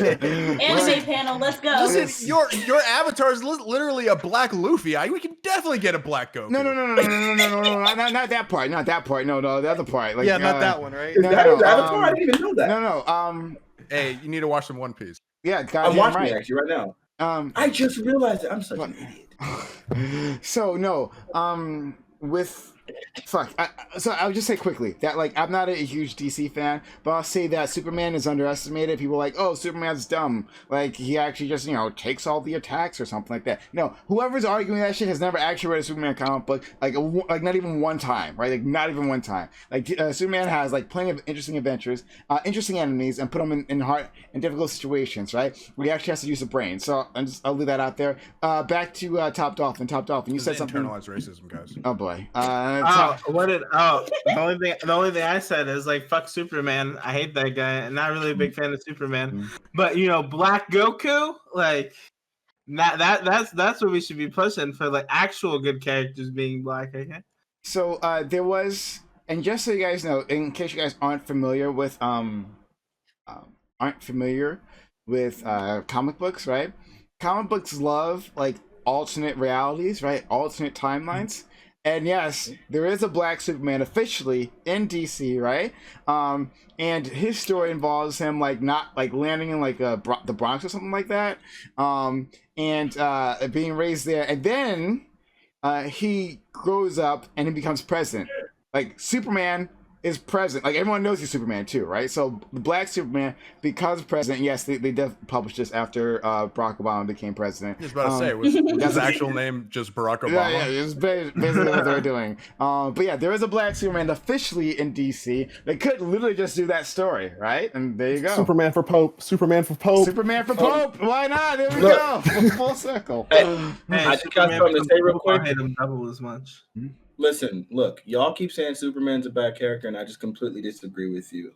But ultimately, the reason why Superman, like everyone always talks about how overpowered he is, but I think the beautiful thing about Superman is he's always functioning from a place of his own personal constraints because of his conviction. It's a really deep character, right? So like Superman has all the power in the world, and there's plenty of situations where niggas are doing evil thing, and he can just solve the situation really quickly by just killing the nigga, right? But because Superman always has a sense of justice and wanting to be above that, then they use that against him. Like they can't really physically threaten him, but what they can do is threaten Earth, or they can threaten Lois Lane. And the idea, the idea of having Superman, so Superman gets in these compromising situations where he has to choose between like Lois Lane and saving the rest of the country, or the rest of the Earth, right? And Superman, his whole task is to find option C that gets around option A and B, where they're like putting him in this dichotomy. He has to use his powers in such a way to overcome that. That's what the beauty of Superman is. It's not the same simple tropes of like Hulk or Spider-Man or all those things. And furthermore, I want Superman to be black because I would love the idea of some of the fan fictions when Superman is The hell? servicing the wives of, never mind. Shit, what? Yeah, Fanatic, I have to say, after all that shit ain't deep. That was Yeah, No, I it's mean, even my biggest problem with Superman isn't that he's like a poorly written character. Is that just like at the end of the day, when I watch Superman or I like watch cartoons or like whatever, or like he's just not relatable. Like I've never like felt like relatable. That's why you to need a Superman. black Superman. That's why Spider-Man is like my favorite fucking superhero. The dude feels like someone who like goes to my school or something. Like, so that's why I like Spider-Man. Like, there's a lot more relatable Lyra? like heroes out there, and Superman's just like, oh, I'm too perfect that they can't attack me. They have to go attack the other guys. Like, you're like Jesus. Lyra? I know this isn't the DC discussion panel, but I gotta go in on this. I'm so down for this conversation. But before I go to what Fanatic said, sorry, I'm new. I don't know nobody's name. Adam. In terms of like how relatable Superman is, I mean, I don't like Superman. I do think he's a lazy written character. Although here Fanatic said maybe have a new. I mean, I still don't like him, but I never thought about it that way. I think that's very interesting. I'll go back to that. But I still think that Superman is kind of relatable because I always kind of saw his story as like a low key success story for immigrants because he's an alien and yet he's the face of America. He's literally an immigrant, but he's the face of America. But like, it's still because he's still a white guy, but like I feel like that was like an under the table kind of message. They may or may not be trying to go there, but it still came across that way. Anyway, back to what Fanatic said. It doesn't feel that way to me, but I understand. neither. But, I'm also not an immigrant. I was born here. Well, no, I just mean like I don't. I get it though. Yeah, Like, he definitely he's more embodies the relatable American than just a dream. perfect white guy. Mhm. Yeah, That's the why I white know. man embodies Not that you personally could. He's Kryptonian, okay? Katanana? the white But Kryptonian. but back to what Fanatic was saying when he explained it, Not his I fault. never He's really white thought. passing. I never really thought of Superman's plot being that way as like, oh well, because he is like the model, the perfect superhero who can not be beaten. I mean, not impossible. He has been beaten before, but like very hard to beat. More of his struggles come in more like morality and ethical issues. I never thought about it that way.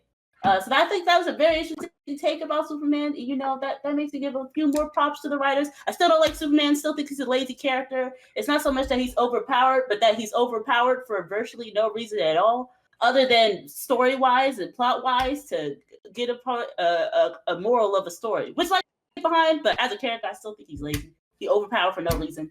Okay. You know. But I mean, interesting takes though. Katarana? All superhero movies suck. All right. Anyway. All right, Counteraround is canceled. Disconnect. See you later, buddy. Disconnect. All right. Well, We're Katarana, talking about comics, okay? Katarana, I was so glad that you joined us No, here. I You read have my a wonderful textbook. day. All right. Bye. Anyway, so moving on, so we can move on to the next topic. But this was interesting. This went in a direction I didn't expect. We went in a lot of directions. We started talking about the royal family. Panel. I wanted to this is where that conversation started. It was the royal family, but okay. Dude, Meghan Markle. I don't know how we got there. That's wild. Okay. Let's skip to topic 3. We'll get to topic 2. We have time. Topic 3. Recently, Senator Tom Cotton argued in response to calling for gun reform that people calling police bigoted and prejudiced and demanding that they be defunded is what caused mass shootings to happen. Because despite being in Congress for nearly a decade, he apparently didn't hear about all the mass shootings in this country long before the defund movement gained traction last summer. Now, there does seem to be a link between anti-police sentiments and increased crime rates, but is this a reason to not push past gun reform, especially after a mass shooting? Okay, yeah. So talking about the recent mass shootings, and apparently are calling for police reform is bigoted and prejudiced, but according to Republicans. So yeah, what do you all think of this? No, we won't start with B more. No, we're gonna end with B more. Grimace, what do you think of it? What? So what did you start? Okay, you just skip them and just go to me. Okay.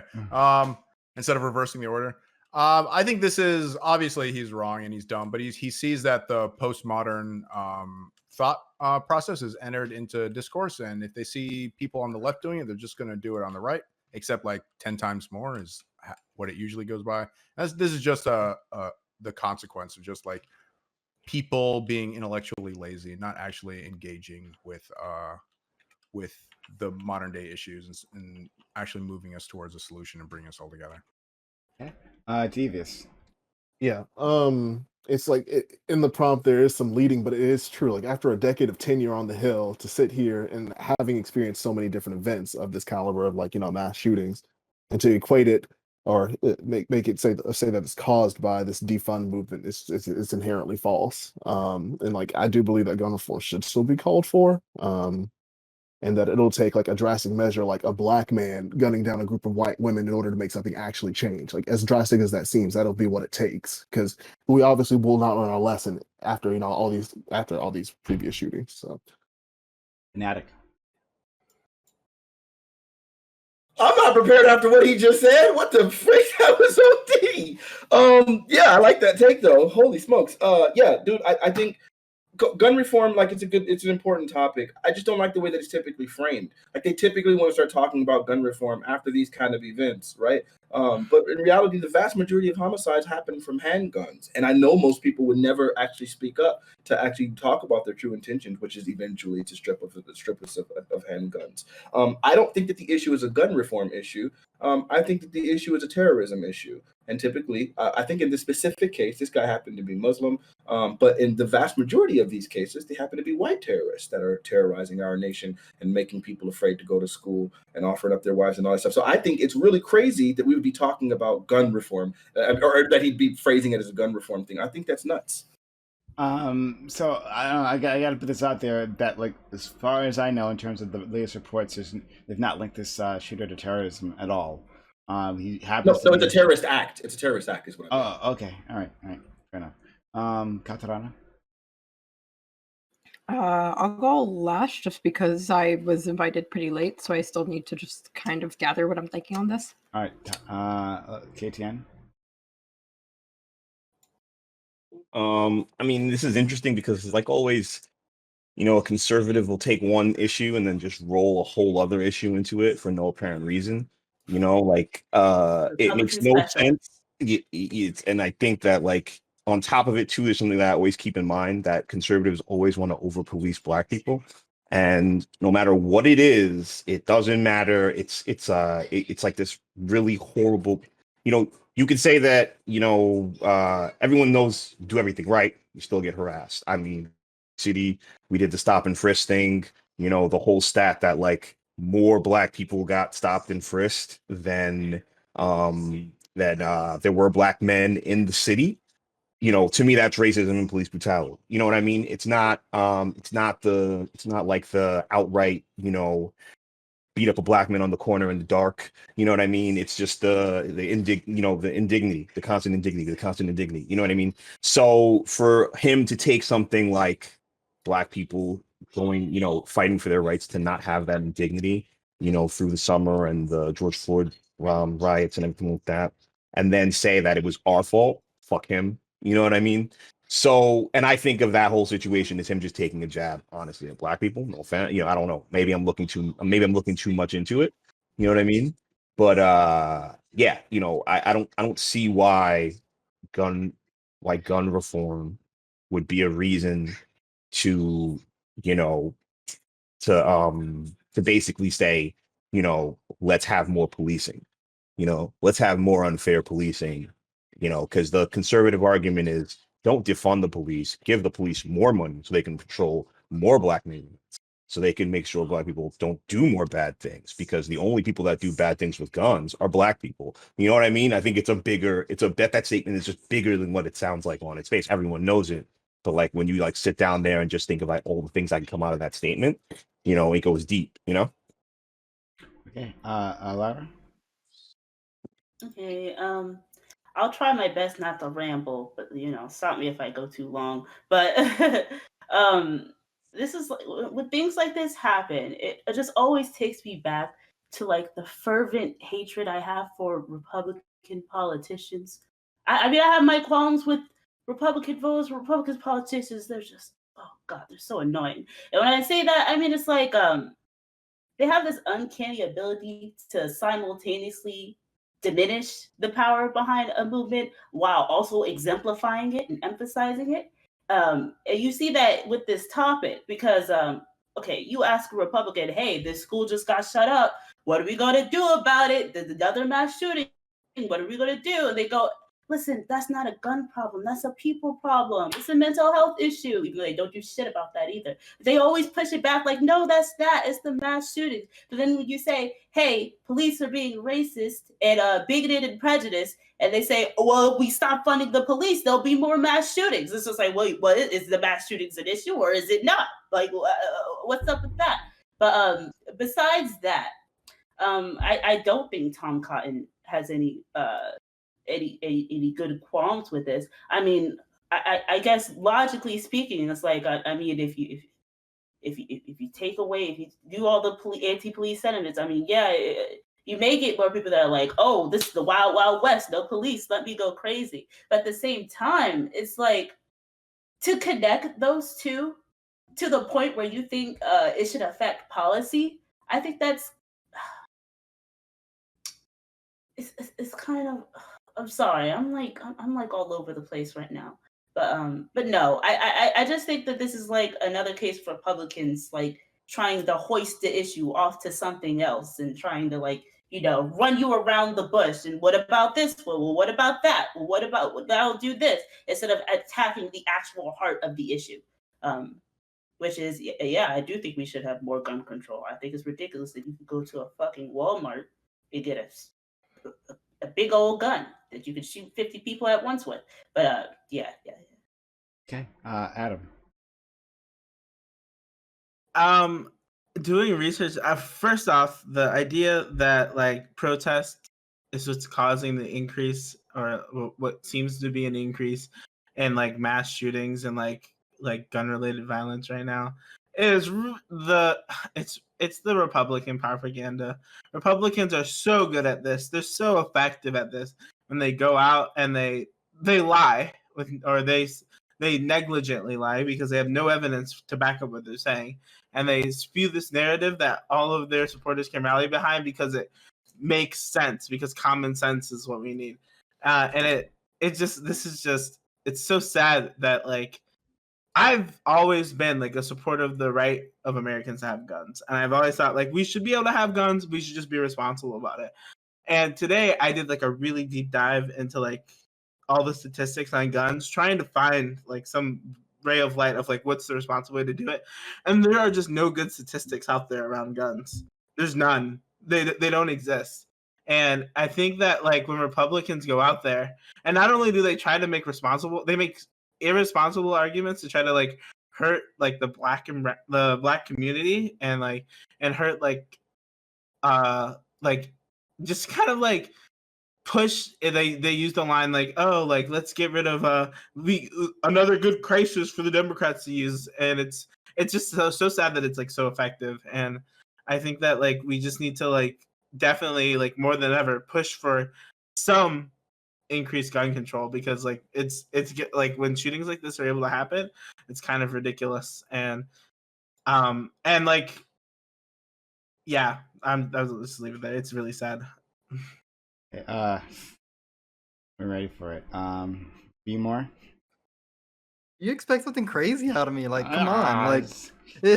But I do have to say, like, come on, Tom Cotton. Like, there's no link here. Mass shootings existed well before the defund movement has occurred, and to be honest, the same people saying defund the police, half of the time they don't even believe it. Like, they want gun reform. I mean, gun reform or increasing gun laws is an expansion of police power. You're gonna have to give the cops money to go out and work these gun buybacks. You're gonna eventually have to go maybe door by door once people don't comply, because when it comes to policy, like, you do got to talk about the enforcement piece.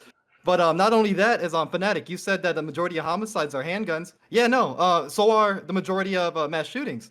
Once you take a look at there's no firm definition of a mass shooting. The one I subscribe to is if 3 or more people are hit by damn bullets, right? Deaf or not. Like, there's a difference between mass murder and mass shooting. When it comes to mass shooting, the majority of them are still handguns. So and that's the reason why when it comes down to reducing gun deaths, which I find is the biggest priority. Yes, mass shootings are absolutely heinous, and something specifically needs to be done about that. But when you take a look at these gun deaths, it's absolutely terrifying. It's disgusting. We need to do something about it. And Republicans, they're just not suited for the job. They're not, because they turn around and say, oh, well, it's the people, it's mental health. And then Democrats say, okay, universal health care. No, fuck that. I mean, even if you tone it down and say, hey, what about universal mental health care? Republicans are like, nah, dog, I don't want that shit either. So then, Democrats are stuck here with the shit take of, let's ban these rifles. Okay, like, people won't just run in akimbo with 2 handguns. So it's like, it's a mess. It's a mess, because like, I am an extreme gun rights supporter. And at the same time, I do care about these lives. Like, don't ever get it twisted. I want something to be done about this. So when it comes to handgun violence, take a look at the communities it's occurring in. Obviously, poverty is a major factor, right? Like, people could say mental health this, mental health that. It is also a factor. The problem with addressing the mental health piece is we're not going to receive immediate returns. That's what everybody wants. Everybody wants immediate returns, right? We're not going to see that. It's going to take time for people to really want to go seek mental health, especially when you have people like Democrats who want to leverage your gun rights with mental health. They want to weaponize mental health and pretty much use it as a gauge to decide whether or not you're allowed to practice your constitutional rights. It's a fucking mess. Like, I would love to sit down and have a conversation with people and what can we actually do without alienating everybody. But at the same time, Republicans fucking suck, and Democrats are focusing on all the wrong things.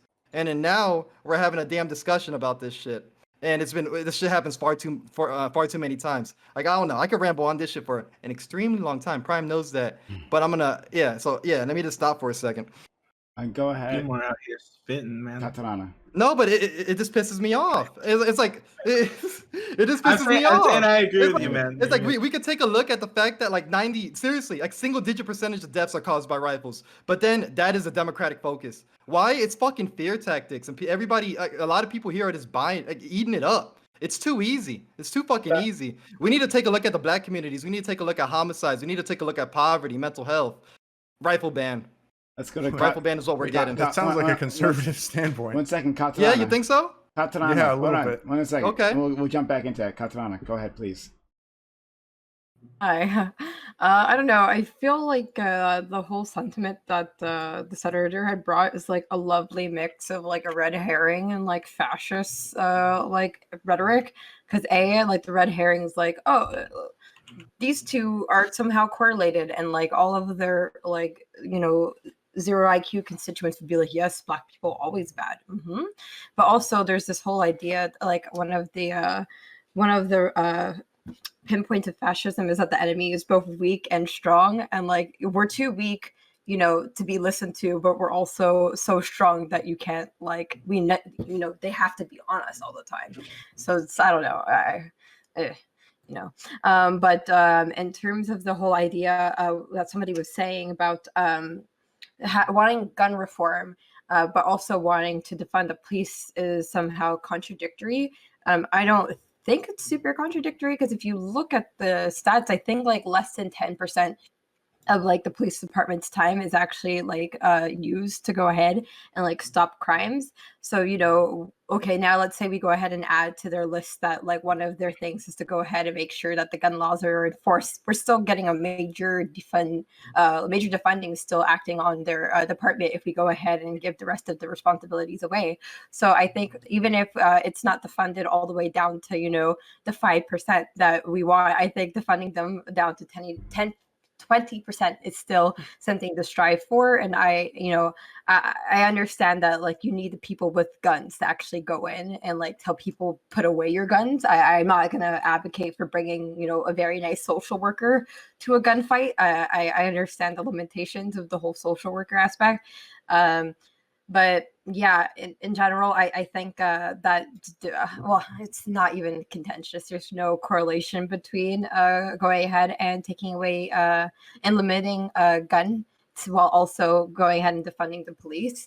And I think it's just, their constituents, their favorite pastime is to go ahead and blame, people of color. So yeah, let's just pin it on somebody else, even though these like domestic acts of terrorism are not being enacted by Black people whatsoever. But it's the Black people. You got us. Woohoo! We love shootings. Can someone fill me in? Did he blame Black people? I didn't know that he blamed Black people in the situation. But I'm saying like going ahead and making a correlation between the defending the police and making a correlation between that and shootings. It's kind of who's asking for them to defund the police? It's not Susan from the suburbs. So right, and it's not the niggas doing the mass shootings. Grimace, you thought that B. Moore's take was conservative. Is that what your position on that? Yeah, when you're talking about like mental health, that's definitely something that the conservatives. It's not about guns; it's about mental health and shit like that. So I think what wouldn't be right wing is my recommendations, right? So again, universal healthcare, that's not that conservative, right? Building more decommodified housing, decommodifying a lot of utilities, making internet utility, direct payments to poor people, reparations, actually addressing poverty, like from the root. I get it. Like it might sound conservative, but I promise you I'm far from it. Wait. No, I said I had a your point take actually was that I just had conservative. forgot to bring up. No. Yeah, I'm just clearing it up though, right? I'm just clearing it up. Like wait, what do those things you just said have anything to do with gun control? Yeah, because violence and poverty go hand in hand, and it is what it is. It's like if you want to reduce violence, you need to reduce poverty. I mean, people's material conditions need to be met. Okay. Can I add my point in, and then it could go to whatever you want. No, sorry, one second. Is that a solve for everything in society? Just to like have the government do all that shit for us? Like, regardless of, you know what? At the end of the day, whether or not it's the government doing it, at the end, something needs to be done about poverty, right? And it didn't have to be a solution for everything if it's just a solution for this one thing, the topic at hand. No, this isn't a one thing. This is a solution for poverty, right? This is everything.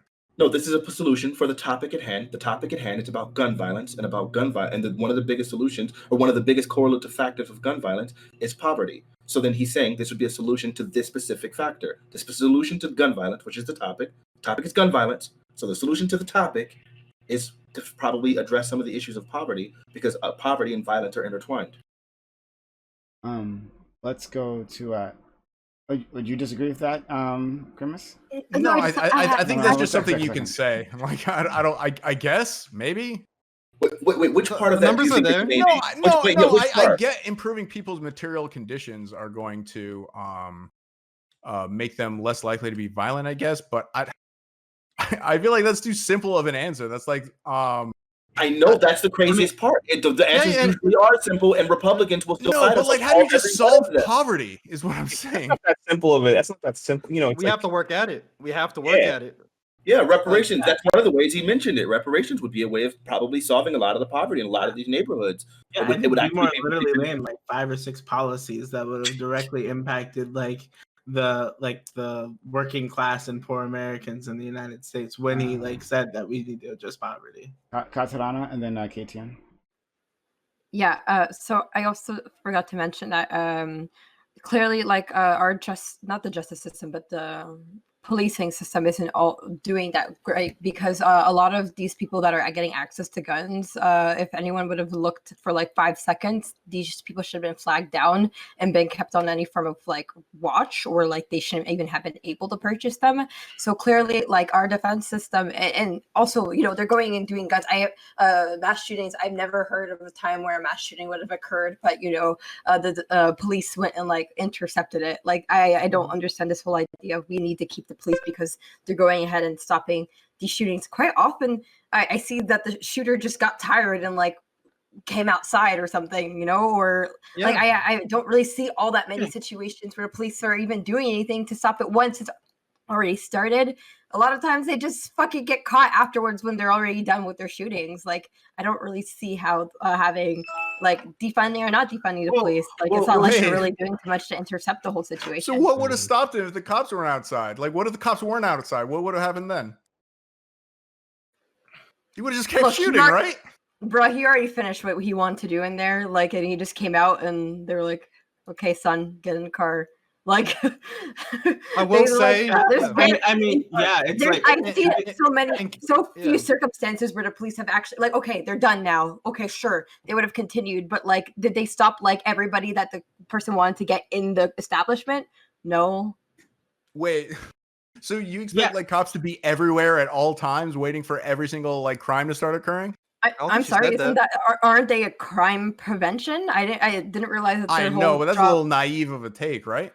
There's no way we could have a cop like shadowing every person in the United States. Perhaps not every, but I see that like most of them don't get stopped. So it's like very good crime prevention, guys. That's not fair. $1 billion Wait, Colorado, listen, I genuinely appreciate your energy and I appreciate your position, but I just want to point out, it feels to me right now like we are falling into the Republican trap.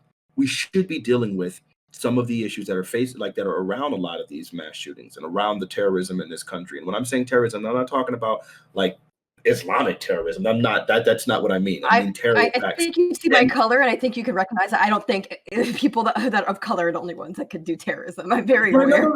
No, that's not what I'm saying. I just said that because earlier when I mentioned the word terrorism, I remember like Prime Kai's kind of wanted me to clarify because he's like, this isn't a terrorism. I'm like, no, I mean like a terrorist act, not a Islamic terrorism, right? But my point is, terrorism. Right, domestic terrorism is a form of terrorism, and my point being that Republicans are like literally getting away with this like hook, like this bait and switch thing, where they literally there's like something that we should be dealing with, which it should be mental health, dealing with whatever, and instead now he's got us to shift and start talking about defunding the police, and they're not even related. These things are not related at all in this topic, and he's literally shifting us into talking about it instead of actually dealing with what could actually fix this issue.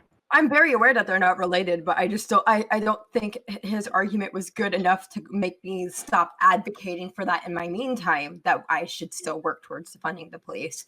That doesn't mean that like I'm going to go ahead and use this opportunity as the one to try to get it pushed. But it's not going to stop me in a week when everybody cares about the next shooting to still want to go ahead and care about this issue. I agree. Also, like I think so let's go to KTN and then Lyra. I mean, the sad part about gun control is we all know that it would fall probably mostly on brown people. Once they implement these things, the first thing they're going to do, they're going to go into black neighborhoods and brown neighborhoods, and they're just going to start doing Task Force Tuesday again. Yo, what are you doing? Where's your guns? Blah, blah, blah, blah, blah. They're going to start hitting us up left and right. I've been through that before. My own business. Oh, you're in a cab. Like getting pulled out of taxi cabs. Boom. Yo, what do you got? Guns? You got it? Yo, come on, B. Yep.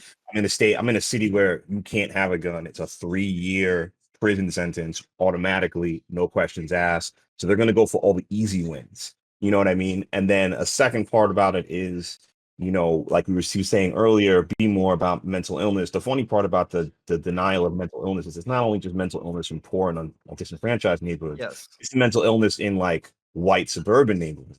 All these guys who were these wild shooters, it's not like they had bad lives before they went out and shot people. When you find out where they came from and where they did like 2-parent households, all this other stuff, and then all of a sudden they just got sick. It's that whole falling down situation where like, I couldn't get I couldn't get my McMuffin at 11 p.m. at McDonald's, so now I'm gonna go shoot some shit up.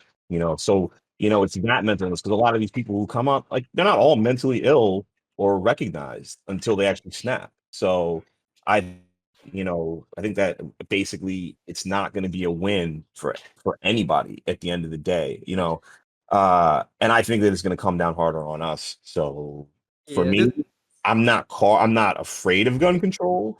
I just know what the results are going to be.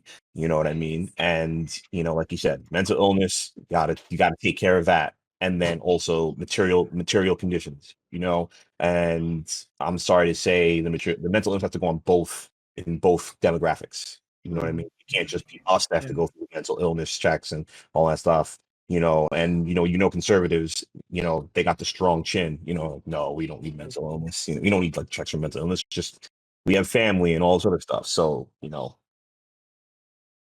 Okay. Mm, Lyra? so two things. One, I kind of want to go backtrace just a little bit and defend Catarana on the take. I'm so sorry if I misunderstood what you were saying, but to try I'll to interrupt defend. you if you do. But don't worry, I'm not against you or anything. But to try to defend her, I think the heart of what she was saying is that too often our government's response to like mass shootings, all these different situations in which we have the police that are doing a standoff, too often their solution to it is more guns. More guns. Like, I like to just picture the meme of the little button where, like, oh, anytime a mass shooting happens, more guns. That's the NRA. And like, speaking of the NRA, that's the reason why they always go back to this, because hey, every time a mass shooting happens, gun sales go up. So I can see why the NRA has an ulterior motive of like letting uh, going into violence and just putting guns in the hands of teachers and more people, or just like more firearms in general. That's not attacking the heart of the issue. Too often we find ourselves trying to fix a symptom when we really should be going after the disease. But I think that's kind of at the heart of what Catarana was getting at with the with when she was talking about like what good did police do during the shooting. I mean, police are definitely needed, but I do agree on the stance that there needs to be less of a focus on more guns, more firearms, more violence, because that's treating a symptom, not the disease at heart. And then the other thing I want to talk about is that with what KTTN said, I fucks with that heavy. I get that because like just today I read about something happened during the Reagan administration that when like Black Panthers, Black Panther is very big on having guns. And when Black Panthers like, hey, we got guns too, let's open carry. And Reagan was like, no guns. Yeah, no more guns. But it's because the Black people had it. So that's another thing I want to say.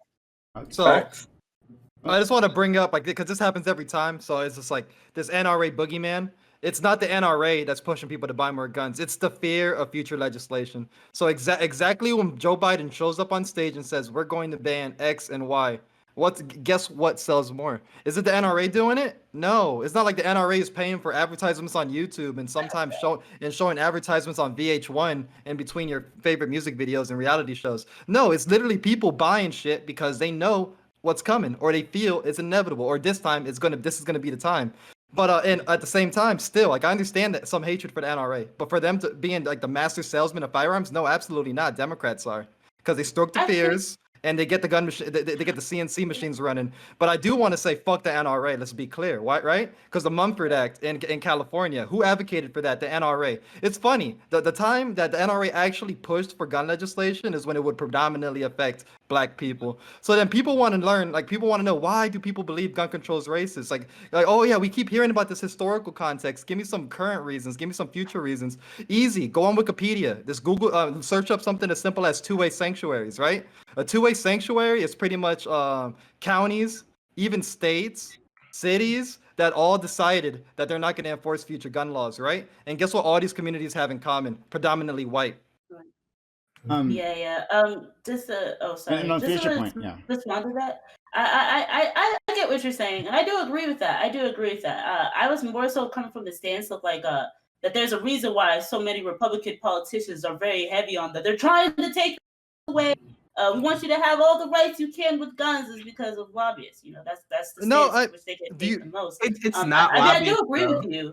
Is it a lie though? It's Is it- so easy that when Democrats go on stage and say, "Hey, we need to get rid of the guns," and then the Republicans go on stage and speak to the millions of Americans out there who believe that like we're trying to get rid of their guns, that they're gonna go buy guns because like Don't get it their twisted. truth I is don't good. want to ban all guns. Don't But- get that twisted. Yeah, I, but it's I only know like for that one that's Democrat. what- That like, But that's the I message think that's it's it's sold. what I'm that saying you is wanna that the ban all NRA guns. very much so has a capitalist ulterior motive with their intentions. I think they go for, and Republican voters as well, they go for what makes them the most money. So I mean, it's not surprising that they have ulterior motives when their automatic response is that, oh, more schools are getting stood up. Maybe we should give the teachers guns. And is that not fucked up? And when you think about why on earth are they saying we should give teachers more guns, is because they want more money. I don't think there's anything wrong with calling out ulterior motives underneath a capitalist Right. system. So my question is, oh, what would be no. different if the NRA wasn't there? That's my question. Like, what That- would change if easy. the NRA wasn't there?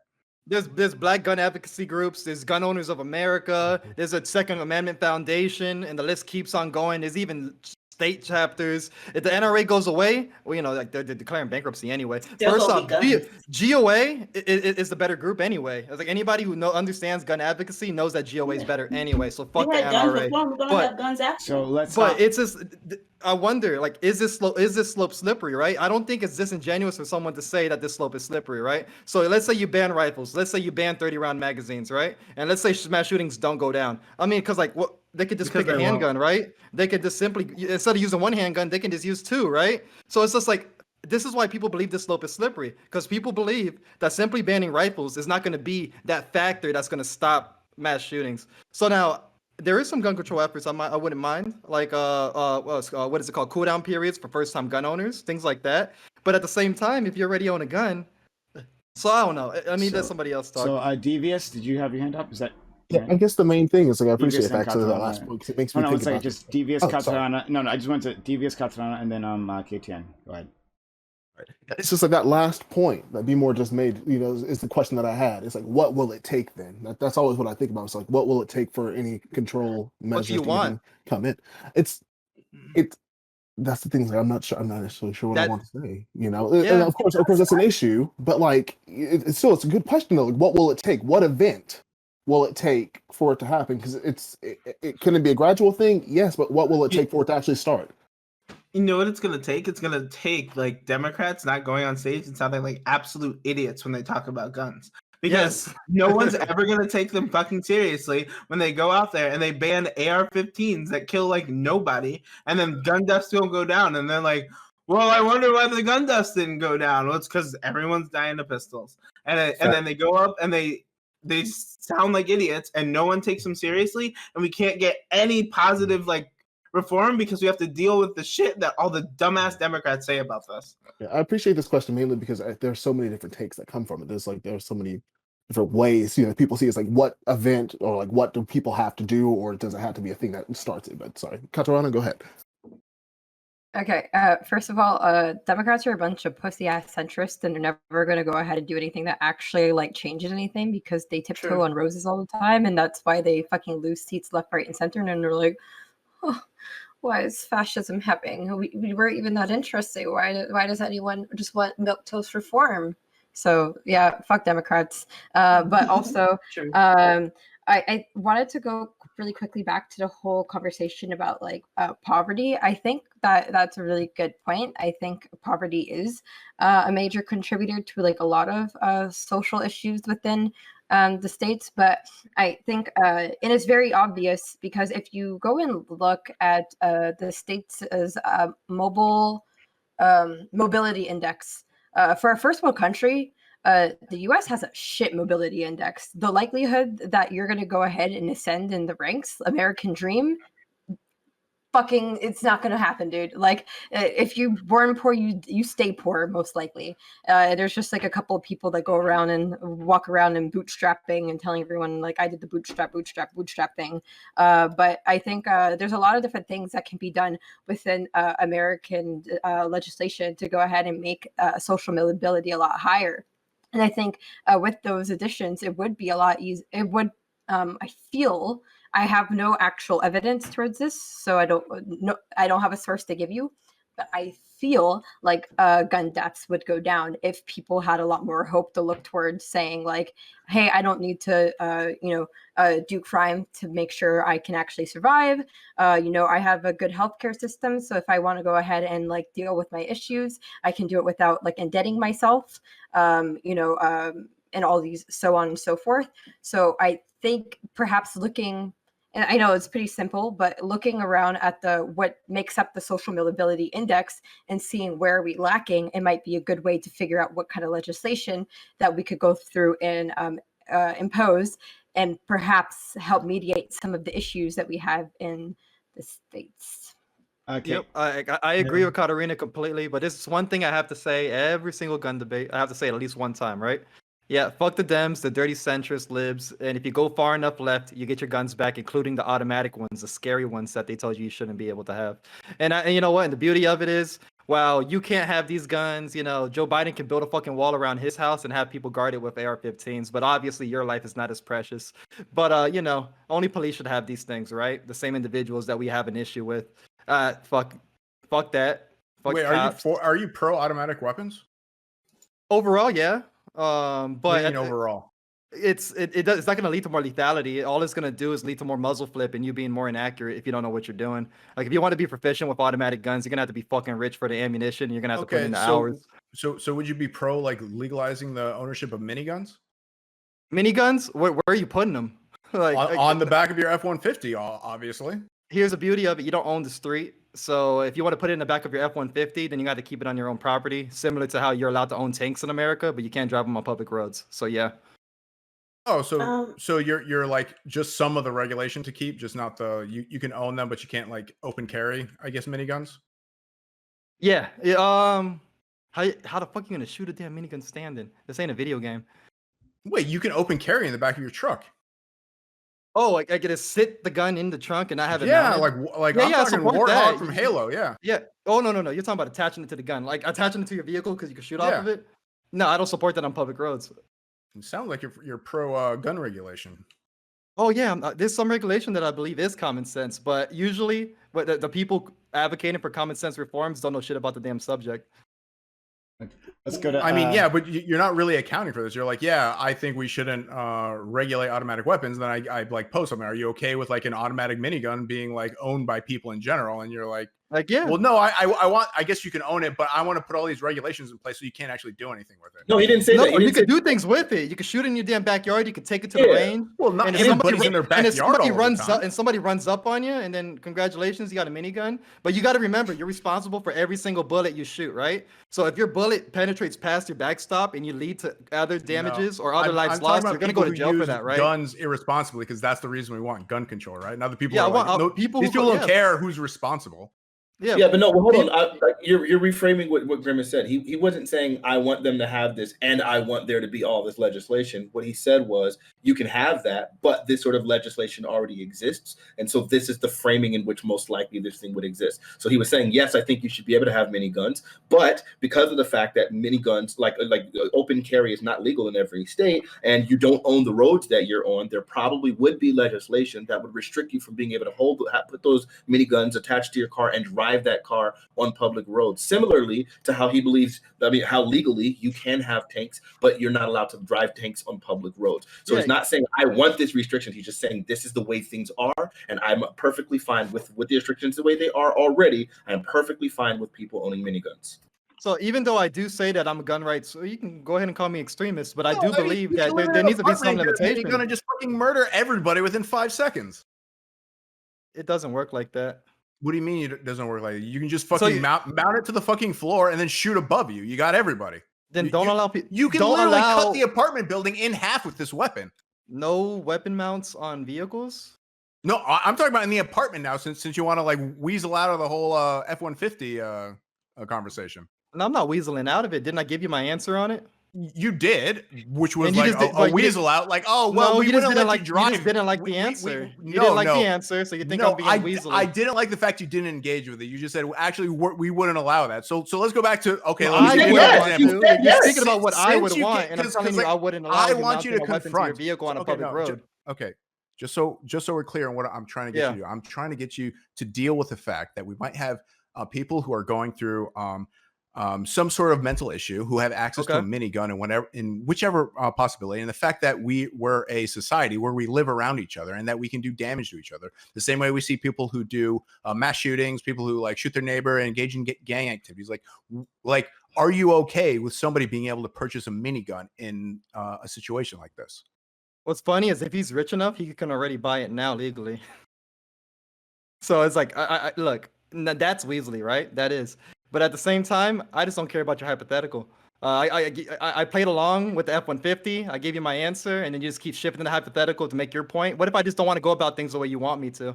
What if I just say, well, fuck then off? yeah, you're weaseling out because you're not actually dealing with the argument itself. You said we said that we should be okay like legalizing automatic weapons. When I gave you a hypothetical, you just say I just don't want to engage with the hypothetical. That's fine. No, I said you can have because really I'm just trying to make a point to chat and and actually like I don't really care There's how still you going to be answer. regulations on how you can use it, what you could do with it, how you can mount it. But yeah, I do believe. First off, people already own automatic weapons. There's pre-embargoed guns. You can get NFA tax stamps. It really, honestly, the ban on fully automatic weapons is nothing but a tax. If you're rich enough, you could buy fully automatic guns. Okay. Let's go to KTN. Yeah, I mean, one of the things that always bugs me out is the idea that yeah, we want to ban guns, but we don't want to stop producing them because there's a lot. Like, it's not like, the easiest way to stop semi-automatic weapons from hitting the streets is to stop creating them. There are multiple arms manufacturers in this country. There are always new guns being developed in this country, and there's constant flow of them. So, maybe maybe like a tariff on new gun production. That would slow down the pace of how many weapons we have because the majority of the weapons are held by 3% of the population who like to have 30, 40, 50, 60, 70 guns in their crib. And then another problem I think is when it comes down to the poverty situation, it's the idea that poor people can't really live what's that word? Can't really live like a dignified life in this country. So that's why you've got poor people going out and thinking that they have to do a lot of crime to make money, robbery, gun crime. So that's another thing. That's a systematic problem. That's a problem with the way we live here in America, where a person with a low income can't just have a decent life because his rent's too high. Can't have a decent life because the price of food keeps inflating, and that's a problem. And I'm not a full socialist, but I do think that those are other problems that should be taken care of. Let's go to Lyra and then Catalana. I think the collide that's happening between Be More and Grimace is two of the I think that are the more reasonable sides of the discussion on guns and what to do about them. I think that Grimace is coming from a standpoint, one that I think I agree most with. Not exactly all the way, but with the fact that, like, okay, even though, like, what's the point of making it why are we allowing people to have these very, very dangerous guns? Like, we all know how dangerous these, like, automatic. Listen, I don't know that much about guns, but I'm going to talk about that also. But like,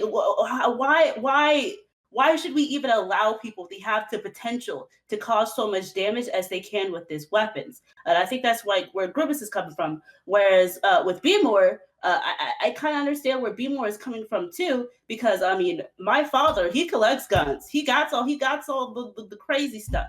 And like, I think it is important to note that, like, while it is like it's kind of ridiculous to have people with such like dangerous guns, but at the same time, most of the people who have these guns don't have any intention on using them. They just like having them.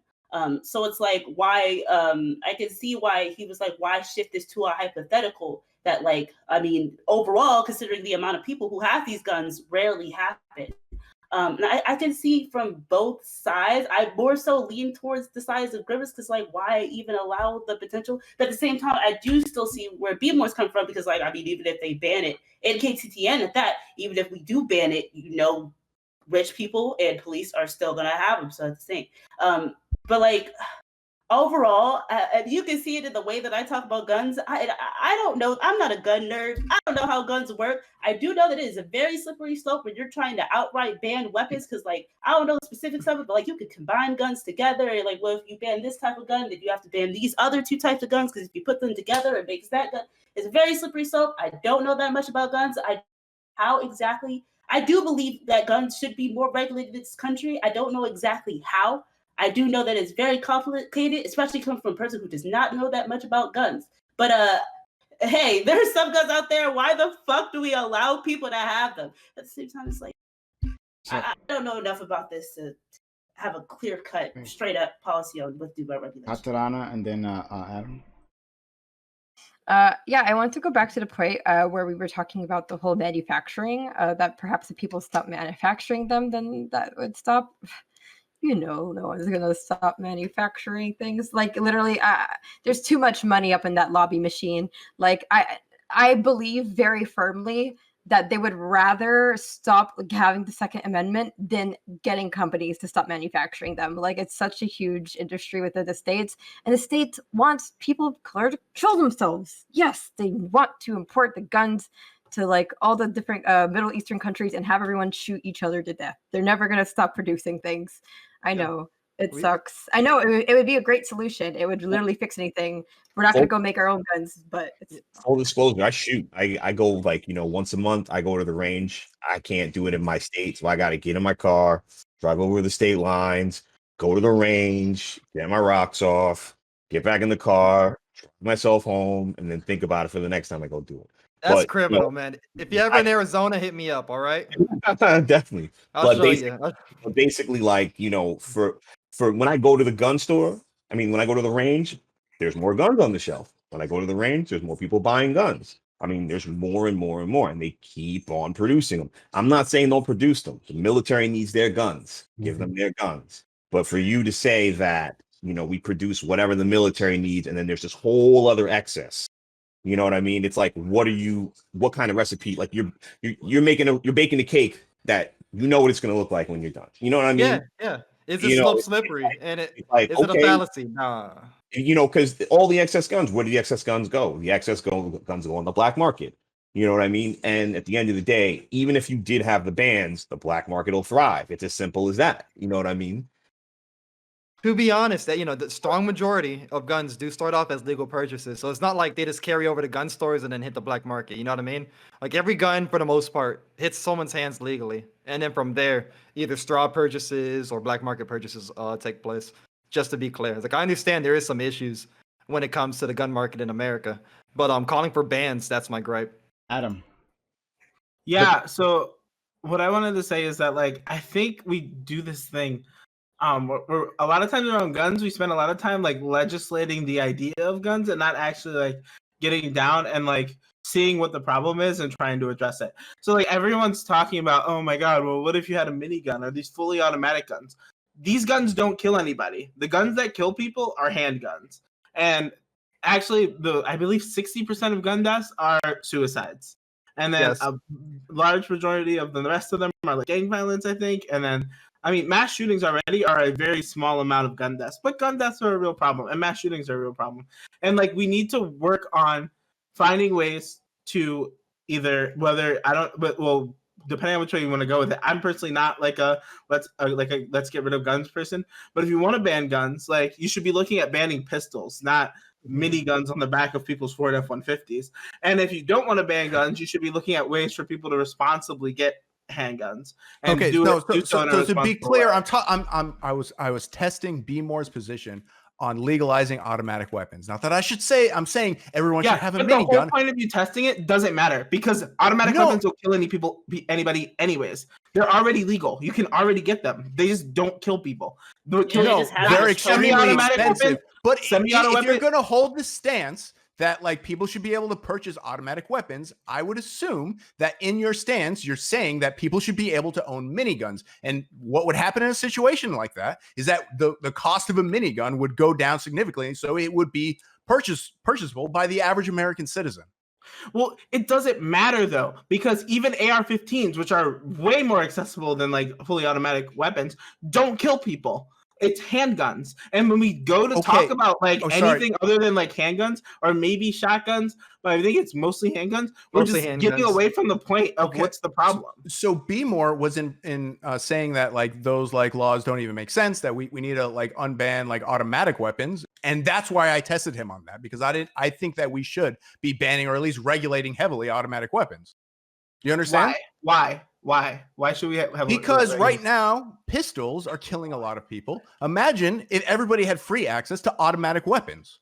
Can you not see how that would be worse? Everyone has support regulations, Can we be clear? semi-automatic Like- weapons, and they don't kill people. So it really doesn't matter if we ban automatic weapons. What we should be I'm focusing sorry. on If are the somebody has weapons a that are weapon that can actually cut a putting building in bullets half, into I the think that bodies of that is people something that Americans. should be regulated. I'm And the fact sorry that pistols like kill a you lot of don't people, I care think that about has the nothing to do with anything. bullets that are actually going to the bodies of Americans instead of the weapons that are like look kind of scary. See, because I don't know what it is, Brian, Brian, but like nobody like listens to what I say. One's dying. Pistols don't kill a lot of people. Grimace. absolutely acknowledging Let me that. try. I'm listening. Okay, I was listening to you. Okay, and I think maybe we could all do a little bit of listening. So let's try this really quick. Let's try listening. Okay. So the point that they're making is you're saying you want to ban automatic weapons, and your reason you said that you said the words we should ban. I think we should ban automatic weapons. He asked you why. Yeah, or at least have them heavily regulated. Yeah. Right, or heavily regulate them. Okay, he asked you why, and then you said, well, because if people had access to them in a large way, that people having a lot of access to those kind of guns, that could lead to a bunch of deaths. And his point was, well, right now, one, people already have access to those things. Two, even though people have access to those things, they also have access to handguns. Three, handguns are the things that are really what are killing people. So even though people have access to those automatic weapons, people have automatic weapons. People aren't using automatic weapons to kill people. So it I think sounds like 8 miniguns are owned in the United States. Okay, no, the minigun is not. So like that's a digression. The point is, automatic weapons aren't the thing that are killing people. So it sounds like you're saying we should ban automatic weapons for literally no reason. No. So again, answer I'm why. saying automatic weapons are heavily legislated against right now, right? And then we can see that because nobody's fucking killing each other with them, No, right? Which is you all can your write- point. no. Be More They're said not. that we should let the populace have automatic weapons, that they shouldn't be as regulated as they are, right? And no, I they was didn't say testing that idea, okay? But wait, we can talk about semi-automatic weapons, which people absolutely have access to, and they don't kill people. It's like I don't know very, very, why it's very so fucking hard to listen, but I was testing B Moore's position that we should just let people have automatic weapons. So I don't know why you keep deflecting to something else. So because it's stupid to talk about. It's stupid to bring up automatic weapons in the first place. It is really stupid. Like Let's get B More about 40, that. 43 states. 43. I use numbers. 43 states don't ban automatic weapons. So this talk that you're talking about these automatic bans or these automatic weapons ban or how regulated they are, that's not a real thing. People still have access right now, 2021, they have access to automatic weapons. So if people have access to automatic weapons, but people that have access to automatic weapons are choosing automatic weapons to kill people, banning automatic weapons, which people have access to, which they're not using to kill, seems frivolous when people have access to handguns and they're using the handguns to kill people. Okay, I agree with you. I hope you directed that at B More. But what I'm saying, additionally, Mr. Fanatic, like, what do you think if all automatic weapons cost $1 million, that you would say that people have access to automatic weapons? You can use a damn coat hanger to make an AR fully automatic, but I get it. But wait, automatic weapons aren't like it's not. Are you saying that our automatic weapons are priced out of the range of like of the B Moore's response to my hypothetical, because I want to regulate automatic weapons. B Moore's response, instead of engaging with the hypothetical, just said that miniguns are impossible to get right now because they're so expensive. I'm trying to engage with your hypothetical. I don't understand the underlying principle, so I'm engaging because with it. It doesn't I'm make any attacking. sense. I'm okay. I don't know how many times I have to say this. The reason I brought that up Yeah. was because Be More thinks that people should have access to automatic weapons because And I'm right trying to now figure out why you people don't. have access to automatic They weapons. do in 43 states. In 43 states, Okay, 43 and then out of I 50 asked you- states, Okay, we all right, have all right. access. Okay, no need to Doesn't matter. we got it. Okay, We got it. so- 86% of those states is beneath the percentage. Stop, everyone. Thanks. Great. That's wonderful. Oh, holy crap. Please don't do that to my ears, maybe. Oh, man. Like maybe don't blow them yeah, out. Like that would be so- cool. Sure, I was waiting sorry, for it. in those states, it's heavily regulated, so people don't Alright. actually have access because they'd have to pay like Listen, $1 million hey, to hey. purchase one. So Not to my be a question not to is, be a why- dirty why- centrist. on Why the are issue, automatic? but I So think- why are automatic weapons bad? Can you answer the question? Why should we ban automatic weapons? I mean, Why? I can. Why I should we can get- go can I with just that. answer? I think Why I should we can- regulate automatic Okay, Yeah, weapons? fine time. okay. No, I can definitely answer that question. Can I answer? Okay, sure.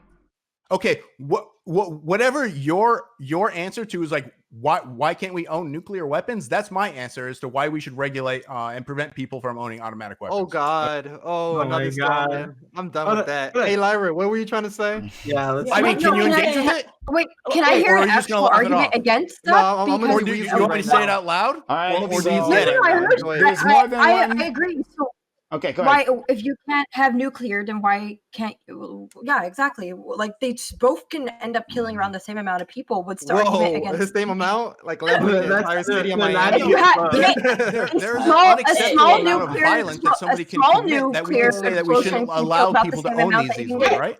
Wait. You're perfectly right. I get what you're saying. So my question is then, why don't people use guns that are widely available, called semi-automatic weapons, that are able to cause more violence when they go out to inflict violence? Sure. So Because most gun violence is self-inflicted. Pistols are really fucking easy for that. I don't know if you know that. All right, even in homicides, it's pistols. Yeah, which No are one- really no one easy to can say- conceal and commit homicides with. I agree. Right.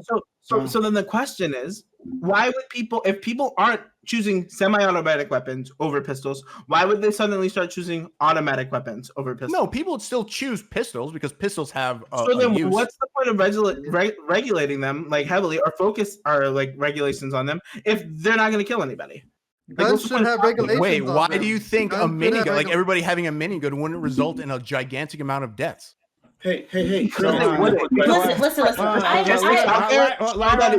want to hear from Listen, Lyra. I want to hear from Lyra. I know that I've already positioned myself as a person who does not know as much about guns to have as strong as an opinion as you guys do on how exactly to regulate guns. I know that. I'm not going back on that. But at the same time, I do think we're coming down a little bit too hard on Grimace, because although I do not agree that the solution is to just outright ban certain type of guns, because guns are like Legos. It's complicated. It's not quite as easy as just banning certain type of guns, because you can make it easily with shit you get at Walmart or Target. So I don't agree that the end all be all. Not that I'm not sure if that's what you remember to say, but while I don't agree exactly with his solution to the same thing, I still think that Fanatic and Buymore, you do see his point that like it's not crazy to like be worried about the potential of these weapons. I mean, I know right now you're arguing about a potential versus a reality, because if you run the simulation, obviously if you give people very dangerous guns, the potential is there for more people to get harmed. However, in reality, we see that people have these guns, and those deaths don't happen because most of the people who have these guns have them purely as trophies. They don't really use them, or at least they don't use them to kill people. Most people don't. But at the same time, it's not crazy to see his point of view that we do need to be concerned about the potential behind that. Yeah, you do, right? Here's the deal. This is why it's crazy. This is why it's crazy to see his point. Okay, it's really simple. Okay, we're talking about right now like pragmatic issues that are facing us regarding gun violence. And you got someone going down while we're talking about pragmatic issues, what actually happens, what's a real problem, a quantifiable problem that's real and identifiable, and now. Okay, this is a real problem really facing Black Americans right now, facing this country right now. And instead of us dealing with what's facing us right now, this nigga wants to go down hypothetical trains about I get that this is what's happening right now and what we should be focusing on right now. But let's talk about. Let's talk about. I agree. We got no. And then look, but then he's talking in circles because he's saying, well, we need to legislate this thing to stop this thing from happening. And I'm like, wait, well, we need to ban these things because people shouldn't be able to access it. And I'm like, well, they already have access to them now. Well, no, they don't really have access because they're priced out of access. So then it's like, wait, so then if that's not an issue, why are we talking about that? Why are you deflecting us to nonsense when there's a real issue right now? Because I B More agree with was you. I saying do people think should be this having conversation automatic weapons. That's the only thing I was responding Yeah, to. I did I say wasn't that. making I a agree with you. I point think that this we should ban conversation these. has gone The way problem too far isn't into B More talking saying about it. semantics. It's We're like, one okay, time, semantics one- all over the place, but it's still an issue. Sorry, Lyra, repeat your because we couldn't hear what you said. Repeat it. I said fanatic. I do agree with you. I do think Grimace got a little bit lost in the sauce, got too caught up in the semantics. I mean, It's most you people on guys this who are lost panel in the did. sauce. You keep accusing me of something I didn't say or do. You keep saying it was me who brought It's this semantics. up when I was Listen, literally, listen, I was listen. literally Grimace. engaging with B Moore's point about people owning automatic weapons. Yes, wait, but wait, like we when don't you're have running, to- we don't the have- semantics they're all over the place. And you're not the only person guilty of this on this panel. Hell, I get lost in the semantics a lot too. I'm not But lost. it's just that semantics again. Jesus, calm down. Yeah. But like fanatic. It's I'm not just semantics. saying, you can't, Okay, like finish your point, and then we'll move on. We don't have to focus on Grimace like we or other people. So come on, Lyra, finish your point. I'm just saying that like although he could have represented his point a bit better, it still shouldn't diminish that hey, this is something that we should be worried about. I don't know if we should be I don't know how exactly to quantify how much worry we should I'm saying buzzword because I don't know how exactly to go about a concrete plan behind this. But I mean, we do still need to be concerned about the potential behind that, yeah. Okay. We should Zap. We'll go to Katarana, and then we'll go to KTN. Yeah, I forgot because Fanatic keeps on yelling. Could you not do that? I'll come back later, but just like stop yelling. Holy fuck. Okay, so we're not going to. He's definitely not going to. KTN and then Grimace. Yeah, I mean, I understand Grimace's challenge to be more, but I also understand be more's situation because look, I'm not scared of a dude with a minigun. He's not gonna pop that thing off in the neighborhood. He's not gonna get the drop on me. I know he has it. Fuck him. You know what I mean? The AK-47. Yeah, I'm more worried about got the handgun because that's 1 in 10. You know what I mean? That's a 1 in 10 situation. You know what I mean? So, you know, for me to have to like mentally think about a hypothetical, like, okay, whoever has a minigun, you're gonna know he has it. You know what I mean? If he has access to it, you're gonna know the dude's wild. You know what I mean? You're not gonna be around him. You know what I'm saying? And trust me, I know people because I used to work in the film industry who are armed, who are licensed armorers. You know what I mean? So I know everybody who has a minigun in the local tri-state area. You know, so it's not like dudes who have miniguns are out there doing dudes with minigun things. You know what I mean? Like it's kind of bogged out, and I may sound like diminishing the issue, but if you actually encounter people who do have these things and do own these things, you understand that for the most part, if they do something with it, it would be, you know, far and too few between, and it would be a national travesty. You know what I mean? So I don't think that running that hypothetical is you know, the best thing to do. And you know, even with the AK-47 or with the AR-15, you know, like even people who have those are very specific cases. You know what I mean? So for people to have them, it doesn't really scare me that much. You know what I mean? It's the handguns that scare me. Katarana, and then So I remembered. So I don't know. People are saying that like you know, we're kind of diverting a little bit because we're, you know, right now there's issues currently facing the Black community and we need to deal with this right now. I think you guys kind of forget that like mass shootings are like kind of like your brand. Like this is always happening. So does it be that like we can't talk about other things when it happens because it's like at all times it'll always be happening. It's not just affecting Black Americans or Americans today. It's going to be affecting you tomorrow. And the only reason why some of you guys forgot about how often shootings happen is because you had the COVID break, but now it's back to normal. This is just America, baby. You're doing your thing again. So like, I think it doesn't mean that you can't have discourse about other things because this is going to be an issue that's constantly plaguing your country. And, you know, people say that we're making it political, we're diverting and stuff, but like, that means that essentially you can never talk about other things because it's always happening. No, you can talk about everything. It's just right now in this conversation, in order to be productive, We got a list of topics that we would be talking about, and this is one of the topics that we're talking about. This is a conversation, and it's a problem because whenever we do want to talk about this thing, this conversation is consistently diverted into other nonsense. It's consistently, when we want to start talking about gun violence in this country, it's consistently diverted into automatic weapons. It's constantly happening, and it constantly galvanizes the Republican Party and gun rights activists to start purchasing large amounts of guns. So I guess because it's you want more of non like sequitur. We Yes, can you talk want about more of anything like at any a time. I want a yes. directed What I'm saying. conversation about this topic.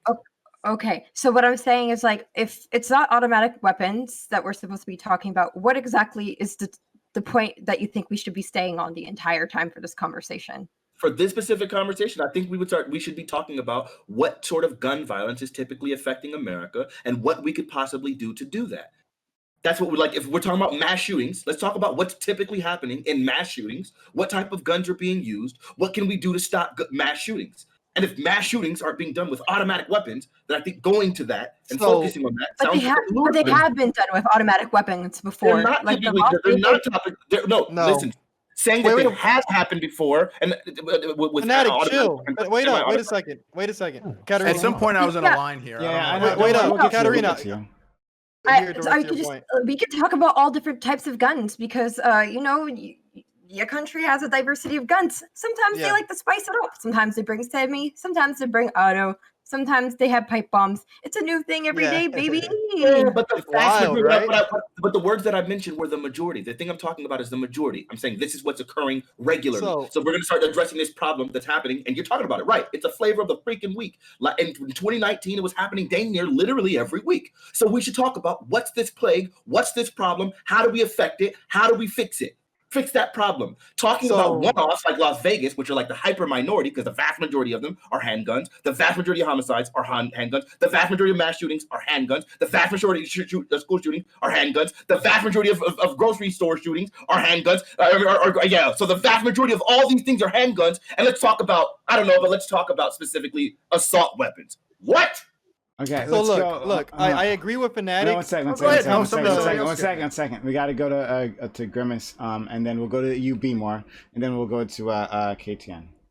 Okay, like as I've been trying to say over and over again, we can go back in the VOD. Nobody seems to even listen to me when I say it. Yeah, I'm not the one who brought up automatic weapons. I'm not the one being frivolous and deflecting here. So, we can move on. Sorry. We can move past this point though. We can move back past this point because he's beating us. I will stop pushing back and move past it. We can move on. I just want a yes or no, or you can weasel out if you want. I just want at least an attempt to answer both B More and Mr. Fanatic. Should we be able to own nuclear weapons? Just answer that honestly. You can say yes, no, or you can weasel out. No. Okay. Right. So just real quick, Grimace, I fully understand you, right? Like I did bring it up first, right? And I don't mind having conversations about fully automatic weapons. I don't mind entertaining some hypotheticals, but I just don't feel obligated to entertain every hypothetical. Like, I ran the first one with you. You wanted to keep expanding. I didn't, and I don't have to. But at the same time, yeah, I did with the no, you weaseled out and you admitted to it. But I said if I am being weaselly, then so be it, right? But at the same time, it's like I understand like Fanatic's point too. Is like if we want to have the most productive conversation, then we will have to go his route. But then at the same time, I'm not always down. I don't give a damn how productive a conversation is. Someone wants to talk about something, we could talk about it. But at the same time, I'm not going to run every single hypothetical someone wants to put me down. Like I know how that shit goes. Like some are cool, some I'll do, and some are just like fuck off. Yeah, hypotheticals are supposed to test your ideas, and the fact that absolutely show you don't actually care about how you got to the idea or if it's a good idea in the first place. No, I took it as far as I felt like I needed to. All right, we got it. Thanks. Let's go to KTN. Oh, I wasn't raising my hand. I was agreeing with. Okay. All right. All right. Did you have anything else? Adam, were you trying to raise your hand? I can talk for years about this, but it seems like we're trying to move forward. Okay, all right. Cut it on then. Can we start? Okay. Are we doing closing statements, or are we just shifting? I'm just gonna. Maybe you guys want to. We're gonna just shift over to. It's fine. Okay. All right. Yeah. Okay. Oh, I wanted to hear it. Shit. I don't know. I don't have to give one. She can give one by herself if that's cool. I mean, if you want, you definitely want to say something, Katana, you can. Nah, I've been on like 4 gun talks for the last like week. I'm all ammoed out, bro. Okay, all right. No, ammo's expensive. Okay. Final topic. Yeah, we'll do this one. All right. So we'll go back to topic 2. Currently, Miami Beach, crowds of people have been gathering past the city's 8 p.m. curfew. Since February 3rd, there have been 1,000+ arrests in the city and more than 80 firearms seized. Black leaders and activists are criticizing Miami Beach officials and police over the city's response to large crowds of college students who have converged on the area for spring break, accusing authorities of aggressively breaking up large crowds of mostly African Americans. Miami Beach Commissioner David Richardson told the Post that accusations that black visitors are being treated unfairly are unfounded. Should these people be aggressively handled to deal with the influx of people? Violating the curfew orders is just another example of the abuse from the police we should oppose. Okay. So, yeah, Miami Beach, lots of tourists coming in there. But there's a curfew. Police are cracking down. And people are saying that maybe black tourists are being treated unfairly. And it's like, well, should these measures? Could you mute yourself, Adam? We got some background noise coming from you. Yeah. So they're just wondering. Should we be concerned about this in particular or not, or is either what it takes? I don't know. So we'll go to Bmore. So let's see how weak this take is, but I'm not even that mad at the cops. Like, I'm mad at everybody. Don't get me wrong. I'm mad at everybody. DeSantis, bro, what's going on? Like, you purposely didn't make any policies to fine businesses for not having COVID restrictions. Therefore, cops couldn't enforce shit. So it's absolute shit show that happened in Florida. Like, those people should never been out there. It's a damn pandemic. The fact that you can't find stores or restaurants for breaching COVID protocols, that's also bullshit. That's the Republican leadership in Florida. And then the cops, they were heavy-handed many times. I'm just pissed off at everybody. Okay. Moving on. Grimace. I'm not sure what the actual penalties they're facing, but like kids going down for spring break should probably be treated with some leniency. It's like 2 years in a row. People can't go to spring break. Like, I think that's pretty fucked. I know I enjoyed my spring break back in the day. I understand having to stop it. Obviously, we're in the middle of a pandemic, even though it's getting better. But I'm just, if we're gonna make like accusations of like discrimination and racism from the cops, we need some evidence to back that up for us to actually feel comfortable attacking it. Okay. Deepest. Yeah, I agree with that. Like, there needs to be, substantial evidence, like, like showing that there is sort of racial profiling. But I know, like, this also made me think, like, as Black Americans, that we do know that there's one set of laws but two sets of rules in a way. And knowing that you're Black and in a way violating what little ordinances do exist, and knowing that they're actively arresting, and knowing, the current climate that there is between Black people and Americans, or Black people and the police. Apologies.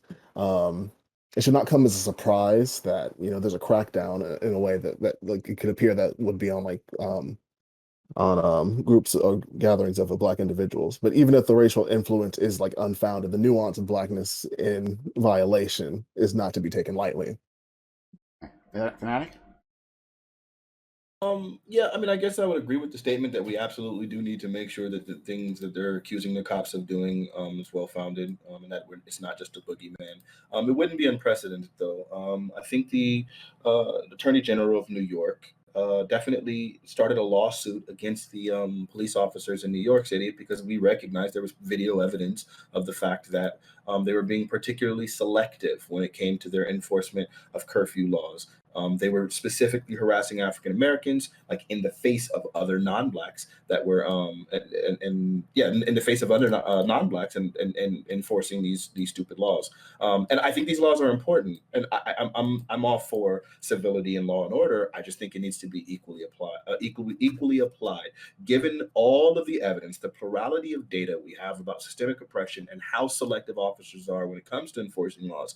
I think the idea, even though I haven't seen the evidence, but we have history, like throughout this pandemic and throughout the history of this country, of police officers being particularly selective when it comes to enforcing laws. Something that's commonly cited.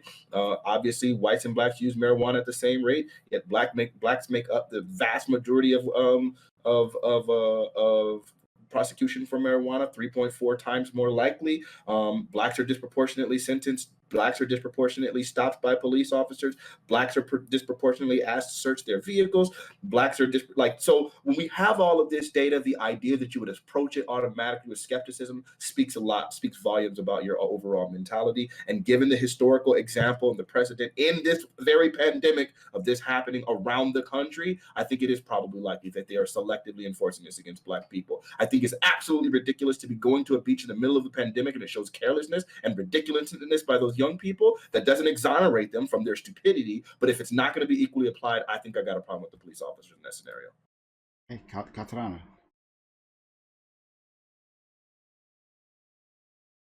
Yeah. Can you can you hear me? Yes. Yes. Okay. Yeah, sorry. My stuff is kind of glitching out a little bit. Okay, perfect. As long as you can hear me, then it's fine. So first of all, cry me a fucking river, okay? Like, oh, I can't go to spring break and get drunk this year. It's been 2 years. Like, whoop-de-fucking-do. I haven't been able to leave my house in like a year and a half. Like, it feels bad, man. Like, whatever. What? That's so stupid. I didn't get to go out for spring break for 2 years. Like, that's... So what? Like, you don't get to go out for spring break once you get a job either. Like, fucking suck it up. Oh my God, that's so dumb.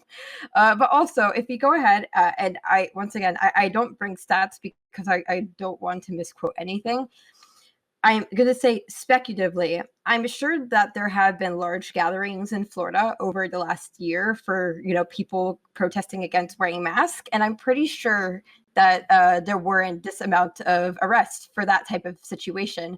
So I would maybe like to go ahead and make this case that it could be racially motivated, because who usually likes to go ahead and protest wearing masks? And I'm pretty sure every state had an anti-mask thing. Yeah, it's mostly white people that are sitting there and complaining about masks, and I'm pretty sure that they didn't go ahead and arrest over 1,000 people. So I would say it is racially motivated, but I also think like these I don't know, semi-adults are a bunch of fucking idiots too. But I'm also sure that like if you saw the spring break videos last year for Miami Beach, it was a lot of white kids that were also there. So like, why are they not arresting them too? Like, why is it mostly Black people? I'm pretty sure that Chad down the street didn't suddenly figure out that like he doesn't want to do a keg stand this year. He's there too. Like, arrest everybody. I want to see the way that the Florida demographics are. I want to see 77% of white people arrested and 13% of Black people arrested. Like, this is stupid. I'm pretty sure it wasn't just Black kids there. KTN. First of all, didn't Florida want this in the first place? Didn't they want to be the open state to have parties? Didn't they isn't this the mix that you wanted a party all pandemic? You wanted a party. You complained about it. Nobody's coming down here. Our economy sucks, so you got what you wanted. It could also be true that they are racially profiling a particular demographic, and it could also be true that the people that went down there are assholes. You know what I mean? So I don't know. Florida asked for it.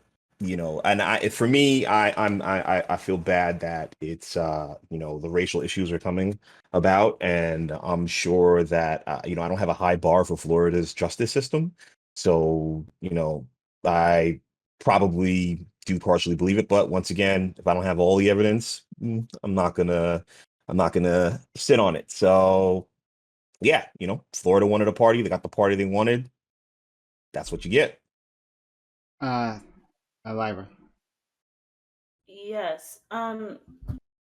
While everyone who went down to Florida to party for, I mean, not even just for spring break, they've been doing this, like KTTNN, like Florida, the party state. And they have maintained that throughout this whole like lockdown. Just kidding, no more lockdown. It's safe now. Oh, just kidding, it's not safe. They've always done that, but like, I mean, still definitely shame on them for going out and gathering in these large crowds during the pandemic. I mean, that was definitely very careless of them and reckless of them. But at the same time, this is something that happens every year during spring break. large crowds of Black people are always like over policed during spring break. I mean, really in general, but like during spring break, you see it happen all the time. We have this conversation every year. This happens every year. So to try to dwindle it down this year to like, oh well, technically they were out after curfew during a pandemic, so they have some cause. I'm like, well, the police were going to do it whether there was a curfew there or not, and they have been doing it. I mean, definitely even more shame on them for doing it in the middle of a pandemic. But at the same time, it's like, it's not fair to say that, well, they shouldn't have been out during a curfew. If they were doing what they were supposed to do, it wouldn't have happened, because it definitely would have. And it definitely has happened. It happens every single year. So to diminish this issue down to well, if they just did what they were supposed to, this wouldn't have happened, that's very naive. And it ignores the larger issue intentionally. I feel it's more of a deflection, I think. Okay, Adam. This topic, to be honest, it's like the article for it is like all over the place. So like it seems like there's like some anti-African American sentiment, and that like they're arresting like more Black people than the rest of the people.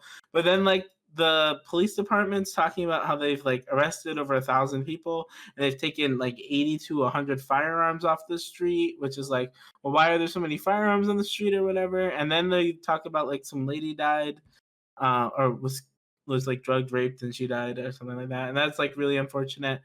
At the end of the day, like COVID's really tough for everybody, and not everybody's gonna make the most responsible decisions. We should probably respond to like obviously we should probably respond if people are staying after curfew and stuff, but we should do so in a responsible manner, and do so in a not bigoted manner either. Okay, open to the panel. Yeah. So I'm conflicted, right? Because if a store's open, if a restaurant's open, then people will go, right?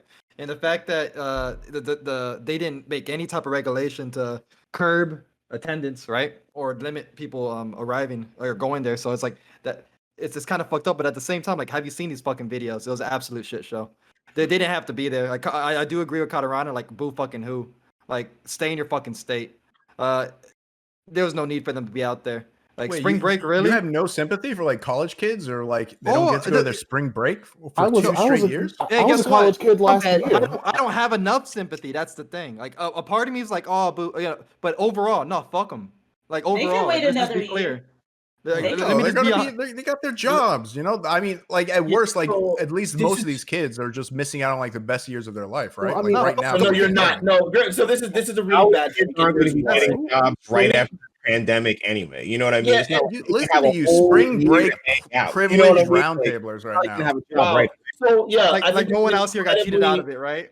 This is incredibly privileged to be talking about. This is insane to me. So let's talk about like what actually did happen. I remember the very first year, 2020, of the pandemic. There was a spring break that happened, and then all these people were going to Cancun, Mexico, talking about that they weren't going to be restricted by this pandemic at like literally the height of the pandemic at one point. And it was absolutely insane. And I remember there were all of these stories about the spread of COVID. We are literally almost approaching 500K deaths? Are we getting close to that at this point? No, What do you we're think? past it. we're past it. We passed that already. Yeah, like Oh, we're like wow. 541, I think now. 541 now. So we're at 541,000 deaths. We're talking about people literally losing their lives. And your answer is, well, yeah, but what about like these people's high school experience? I mean, what about these people's No, college I experience? said they College should be experience? broken up, College, but we should have some college. sympathy for them, right? Yeah, yeah. No, I don't have sympathy. I don't have enough. When you're, I don't have any. I don't have any sympathy.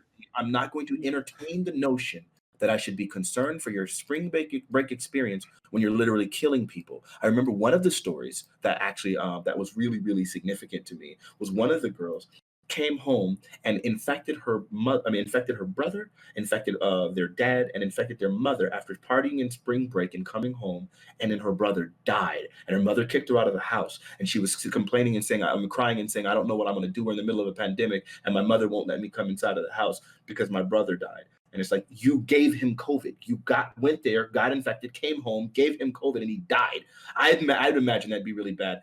people can infect my mother. My mother happens to be she has some comorbidities. So the idea that I'm supposed to have sympathy for a bunch of people that are going to be mass spreading this disease, it's not like it's this virus. It's not like this thing is on the low end or something. The idea that these people are going to go mass spread this thing is going to be a super spreader event, and then they're going to go back to their to their communities, spread this thing, and start killing people again. People die from this thing on a regular basis. We're literally over 500,000 deaths. These people are going to kill people. Should I have sympathy that they're more concerned about their spring break vacation than the lives of people? No, I don't have any sympathy. I don't know how you do. What the world are you talking about? They're out there twerking with no mask on it. Like, what the fuck? So let's go to KTN and then Katarana. And then Devious. Yeah, I mean, for saying that I have sympathy for the kid, I have sympathy for them, but you know, it's not like everyone's not on pause. You know what I mean? It's not like when you finish school, this pandemic's over, you can't just enjoy your life a year later. You can't just go on all the vacations you want. You can't just go do all the good things you want. You're gonna have the same friends if they really are your friends. You can make new plans. You could, you know, there's going to be things opening up left and right. And, you know, who's to say they're going to have a job right away? They got to find jobs. There's going to be a bunch of time they're going to have to sit around and wait. So they can go wherever they want and do whatever they want and fulfill their lives after this is over. The rest of us are all sitting down, chilling. Why can't they? I don't want to. Oh, sorry. Can I respond to? Okay, you can respond and then we'll move on. No, like I wasn't saying we should like that they shouldn't face any consequences like that. I'm just saying if they're gonna gather in these parties that we don't like sentence them to some kind of jail. The pandemic's ending right now. Like we have the numbers going down, the cases going down. They probably jumped the gun, but I'm just saying we should have sympathy for people who are in the springtime of their lives. If they want to make like bad decisions, like treat them like you would say like me, for instance, who knows like much better that he should be avoiding this area. But like looking at these shots of all these parties, like I see like 95% black people. Yes. Like, wouldn't we expect there to be like a high amount of black people getting arrested in this case? Yes, we would, but the problem is that we can find you other events where there were large amounts of mass gatherings and protests about mask wearing and other various parties that have been happening throughout this pandemic and even in the state of Florida.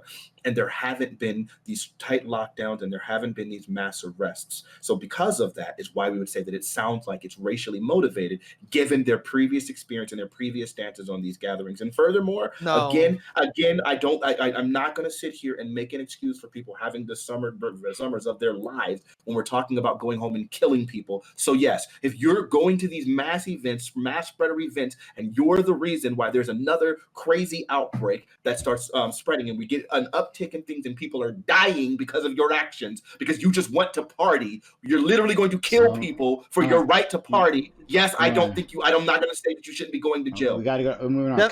So we got to move on. Katarana, Devious, and then Adam and Bmore. Yeah, so this whole thing with the you see online, you know, the break when they're breaking up people, it's mostly black people. Do they have a camera in every bar? You don't know that it's only black people down there. It's just that's what you're seeing on the news, and the news can always go ahead and edit things. Literally, Prime told us that he was on the news once, and like they fucking edited the living shit out of what he said, and it made it seem like he came off like an idiot. Like they do it all the time. It's called building a narrative. But in terms of this whole like empathy thing, and I know we're already like talking a little bit too much on it. Like, so I finished my high school in a developing country, and I didn't have prom, and I don't give a fuck. I don't care. It doesn't matter. It doesn't affect my life. I'm living. My life is fine. I didn't go to a prom. I didn't go to a homecoming. I didn't go to a sports game. I didn't go play sports ball. It doesn't matter. This shit doesn't matter in the long like run of your life. You don't sit there saying, oh, but like prom, and anyone that's like past the age of 25 still talking about prom needs to fucking take a hike anyways. Like, Lord. And then as for like spring break, like, bitch, I didn't go to a single spring break. Like, and I know I'm not gonna go ahead and say that like, yeah, I didn't get to do one, so no one should do one. But like, I don't give a fuck. Like, okay, you didn't get to go drink one time. It's not like it's any much better than you drinking on your campus. Like the pandemic's going to be done in 6 months. Go do a keg stand and you're on fucking campus. It's not that serious. And like, you're missing 2 spring breaks. You're there for 4 years. Okay. maybe you missed if it started 2 years ago, you missed your junior, senior, you missed your freshman, sophomore, you missed your sophomore, junior. Who fucking cares? You still get to go to the other ones. Like, it's not like something special is happening in 2021. I'm sorry, was Drake planning on coming? Like, who fucking cares? I mean, clearly they care, right? Yes, clearly they care, but they don't care about killing people. They're killing people. Yeah. Jesus. Yeah, well, I Listen, guess I was they just care, but responding to her. I just, I get it.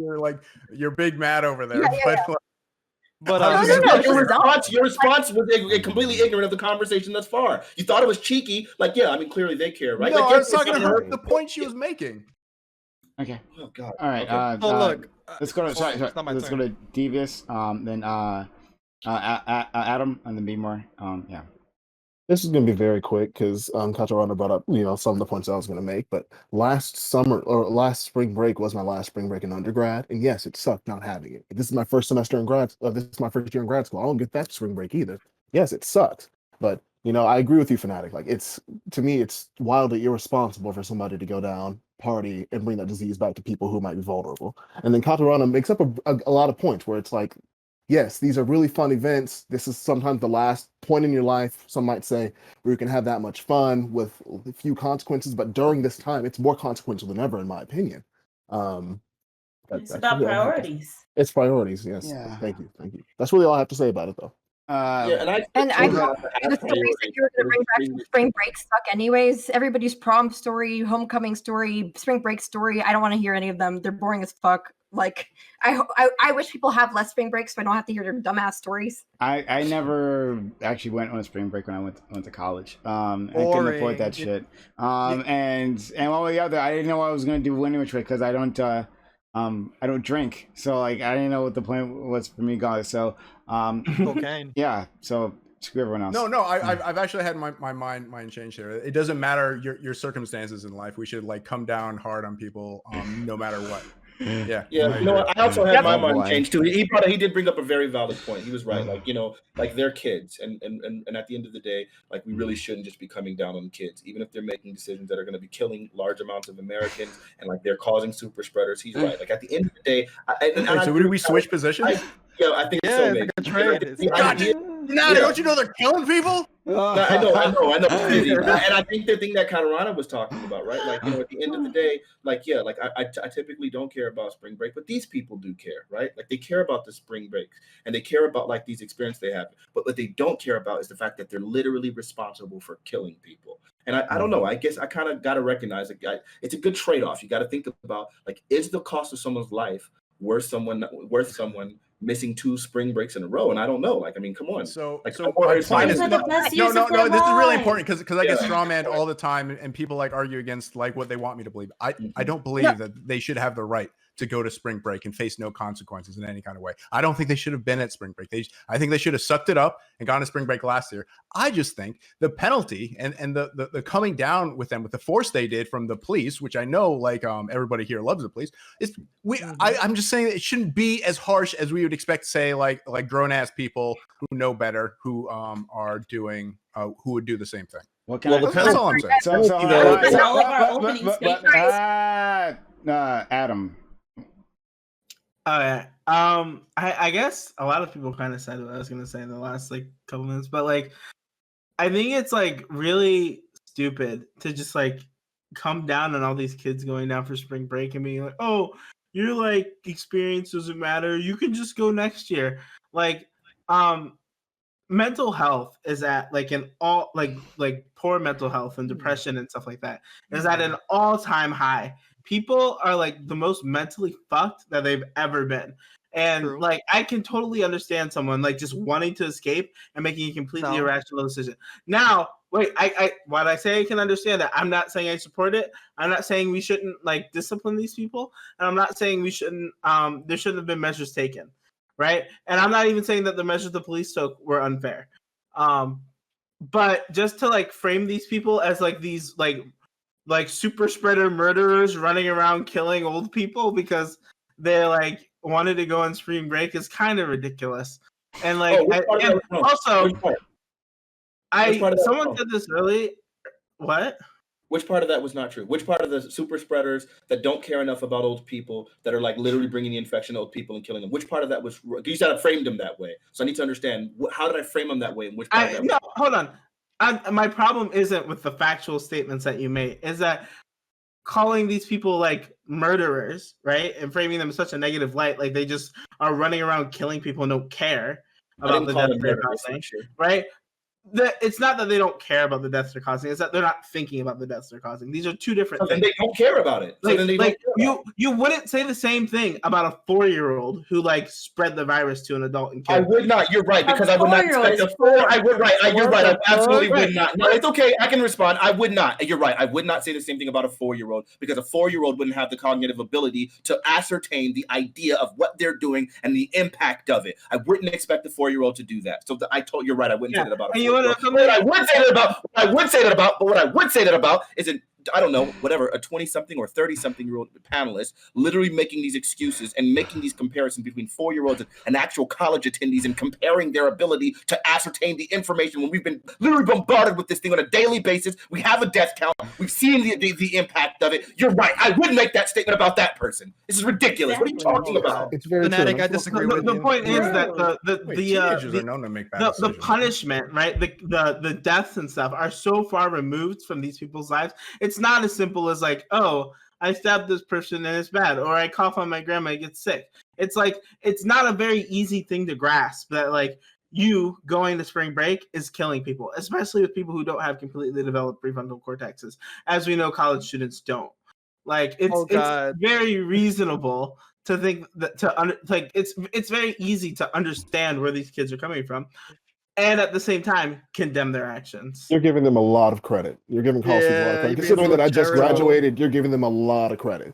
Because What do you mean? I'm not giving them a lot of credit. You know, it's different. You know, a 19-year-old driving across state lines to go to Miami for spring break, comparing them to a 4-year-old where it's like, hey, we can't go see the Disney movie in theaters because the theaters are closed. Those aren't the same thing. You know, while maybe my prefrontal cortex wasn't fully developed 2 years ago, I could still understand the fact that it's like, hey, this disease is going on. I could catch it. I could spread it. I might not have symptoms. I could spread it to somebody else. Like it's not that hard to grasp. You can definitely grasp it. Even at high school students can do it. College students can definitely do it. Don't give them too much credit. You guys give college students way too much So let's credit. go. Sorry. Most people are this smart. Let's go to K-Tan and then Katana.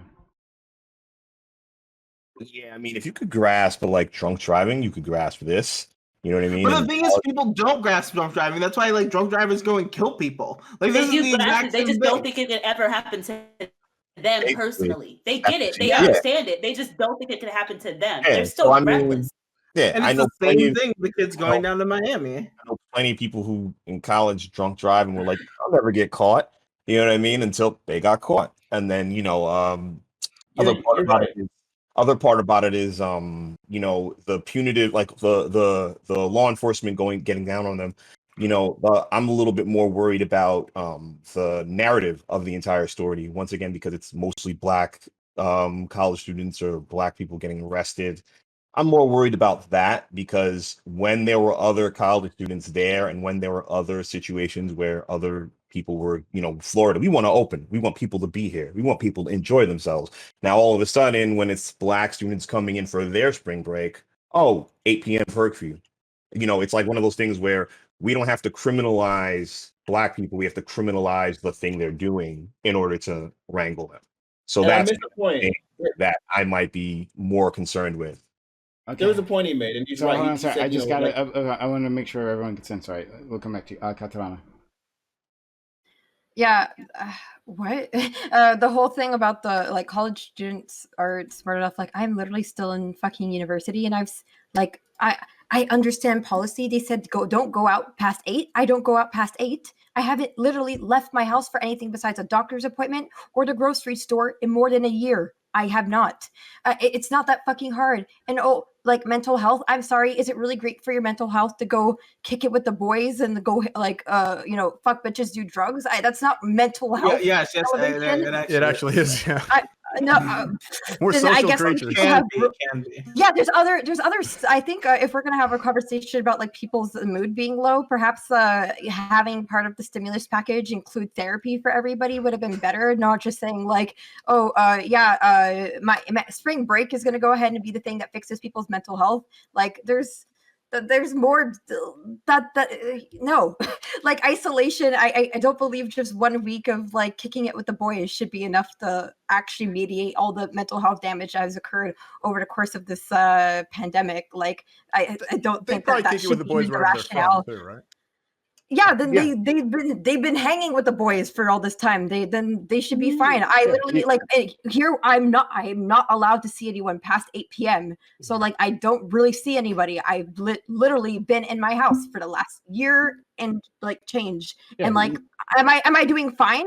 Probably not. That's why I'm on Twitch. But like, I have my therapy, and I go ahead and do other things to help and mediate. Spring break was not going to be the thing that goes ahead and takes my mental health from 0 to hero, man. And yeah, I also agree once again with the whole idea that I think Well, Black I'm people glad are being Twitch is like a specifically. great outlet for you, but for some people that doesn't work. No. I'm not saying. I'm saying that this is where the crazies fester. I'm not saying it's helping me with shit. Yeah, no, I'm just, I don't understand this idea of like, oh, they're like, they're young and they should have less of a penalty. Like, at what age do you start holding people accountable for their actions? Like, do they need to? You sound like my mother. Like when my mother says that she's not going to listen to me until I start bearing kids. Is that your standard for when you're going to start arresting people? Is when they have a couple of kids at home? That's really fucking dumb. Like, look, if you can vote, then you can go to jail. Now go to jail. Have fun. I'll see you later. Yeah, also these are college kids. I know we're saying college kids, but don't get it twisted. These are grown fucking adults, okay? I mean, college kids could be dumb as hell, but like, these are college kids. If they're expected to learn quantum mechanics, they could be expected to do the simple math that, hey, if I go around lots of people and I get a disease that could potentially kill grandma, they can do the math. They're dumb, but they're not that dumb. I think that's So real quick though, be more, and then we'll go to you, Look, Fnac, after. Katarana, I was on your side until you decided to shame my favorite forms of therapy. So I'm done with you. No, I'm playing. What is that, Twitch? No. The fucking and drugs and no, but someone else go ahead. I'm just trying to meme. Go ahead. Yeah, Fnac. Yeah, I think it's really interesting. I mean, you kind of did make that point for me. I'm really bad with names. What's your name? I can't remember. The one guy, he made the point, and he was saying like when we were making a comparison behind drunk drivers, and he was saying like in the same way that drunk drivers don't know about like what's going to happen, and like they don't think it'll ever happen to them. It's the same thing is kind of happening with these college kids, and I think he might actually be right about that. I didn't really think about that much. Yeah, but the thing is that they go to jail. Dang it! You stole my punchline. I was going to deliver that. Gosh, you're right. That is the point. But we prosecute drunk drivers. We recognize that drunk drivers are killing niggas. So even if you're not 100% aware of what you're doing, we're not going to sit there and say, well, I guess it's not jail time when you did something incredibly reckless and killed a nigga, right? So, like, yeah, they might not know, or they might think that they're above it. They might not think it'll happen to them. But when they kill a nigga, if they kill my mama, I want something done. I just want to say this has been like a bootstraps argument, by the way, just so we know. Yeah, I'm not engaging that. That's Sorry, you should be responsible for yourself and your actions and face the consequences. I mean, look, black, all those poor people should just pull themselves out of poverty. Sometimes you can't take the bait. Look, I used to drink heavily. I used to go in reverse down the wrong way. I used to do all types of wild stuff. You know what I mean? Yeah, I used to do all types of wild stuff, and I knew every step of the way I was doing dumb shit. I wasn't like, yo, this might not. No, I was like, if I get caught, I'm fucked. As simple as that. I knew it all. I wasn't under the misconception that I wasn't going to get jammed up. You know what I mean? 18, 19, 20. I knew what I was doing wrong. And for me, and even the people I was with, I knew what they were doing was wrong. And for me to say that the next generation below me shouldn't be as smart as me or shouldn't have as much responsibility as me, then fuck that. Because in the judicial system, we get treated the same way. We get treated with a certain standard. So you know, I don't want to be a Republican, but you know, there's some shit we can't excuse. Yeah, you know, all those people in jail for drugs, they know what they were doing. They should just like rot in cells, Oh, you know. fuck off.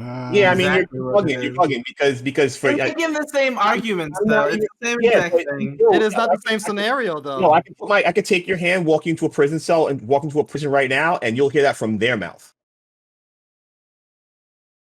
You hear that from their mouth. You're not going to hear it from the judge. You're not going to hear it from the prosecutor. You'll hear it from their mouth in the prison.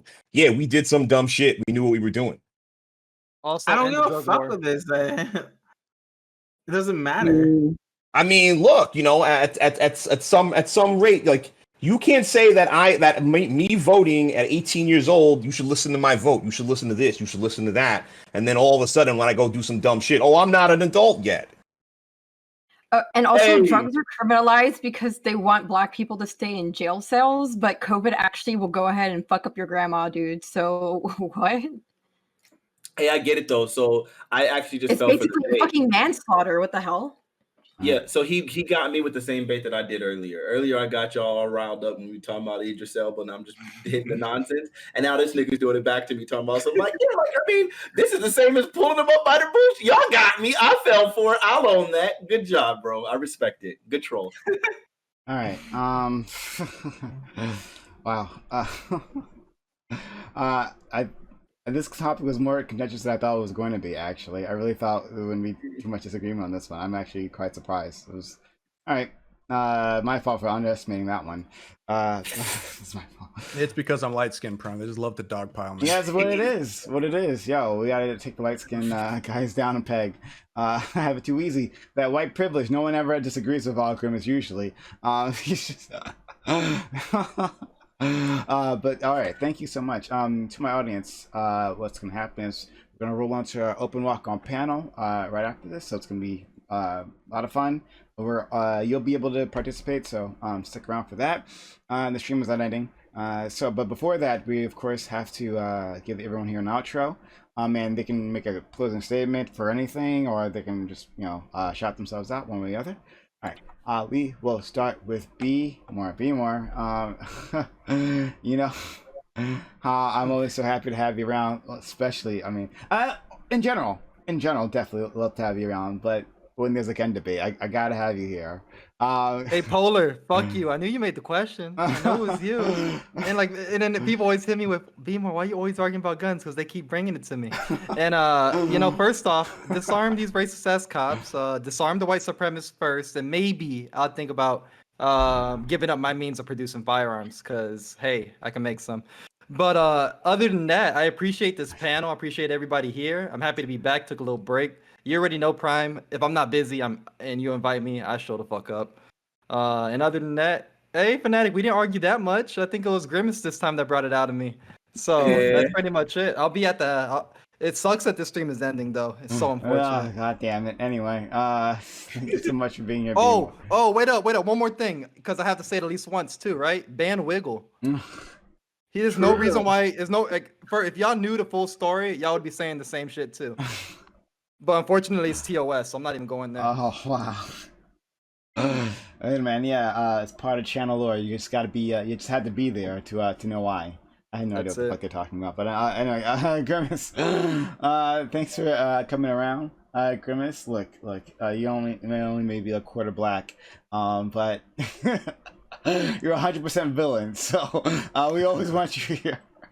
No, it's good. I like engaging with everyone here, and sometimes we got to make topics like more than they are. I guess. I hope nobody took anything personally, except Fanatic. I hope you took that personally. But something I want to say: I had a soft agreement with MX Vivian Wolf to talk about critical race theory this Saturday, and I've been trying to message her on all the different platforms I know to get a confirmation on a time, and she's ducking me. I see her posting on all these different social networks, but she won't respond to my message. I don't know what's going on. She could at least give me an answer if she's backing out. But if you know her, can you please put her on blast for me? Like, I don't think I think maybe because I'm like she doesn't want to have this really harsh talk with me because I may be a person of color. I'm not sure where she's coming from, but if anybody can do anything, I would really appreciate it. It was great talking with you guys. You guys have a good night. Okay. Thanks so much. Next, we have Devious. Davis, thank you for like being a brand new addition to all this. I hadn't met you at all before. So it was really nice to have you around. How are you doing? Pretty good. Yeah. Oh, No, I mean, of course. Thank y'all for thank you for inviting me to the panel and everything. This was a lot of fun. I thoroughly enjoyed it, getting to hear from all y'all. Let's see. I have like 3 assignments due in like 20 minutes, so it's great. Yeah. Grad school sucks. Do your homework. Oh no. Oh, I'll do it. Don't worry. My professors like me enough. I think I'll be able to squeeze it in past midnight. It's whatever. But yeah, that's mainly just words of thanks. If y'all happen to be on TikTok, follow me at Boo Boo the Damn Fool, because that's who I am. But yeah, that's really it. Thanks again. So you don't be afraid to throw your links in my chat. You haven't done so already. Throw your links in my chat. I can shout anyone out in Twitch. So all right. Next, Mr. Fanatic. As always, bringing the content, without a doubt. And he got a lot of content, right? Tell him about all the different types of content you bring.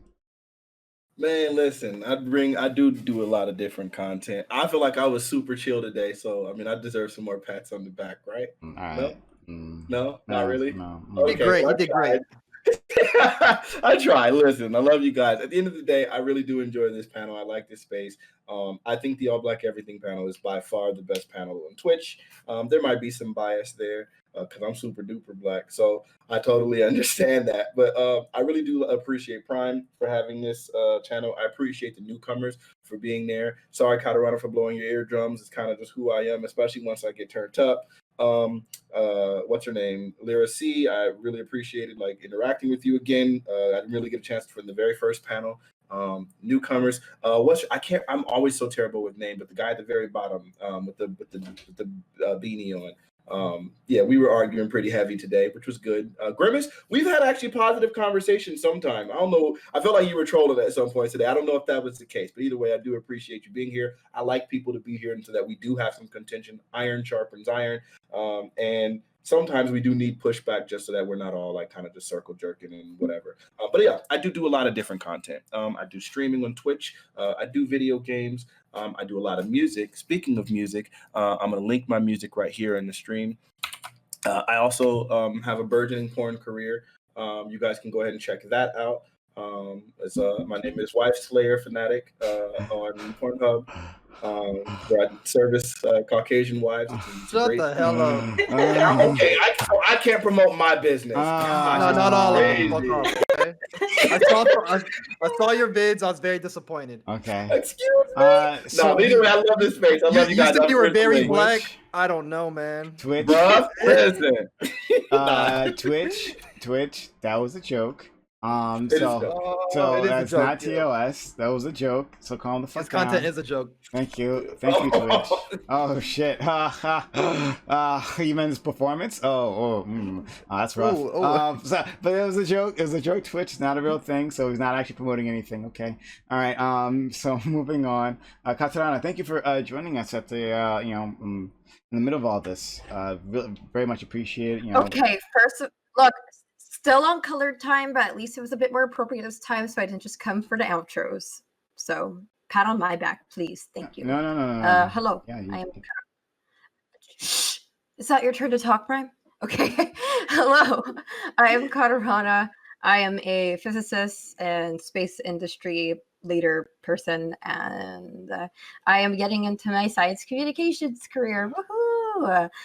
So yeah, if you want to go ahead and follow me on any of the platforms, I think you will be getting my link. I'll also go ahead and link my Discord.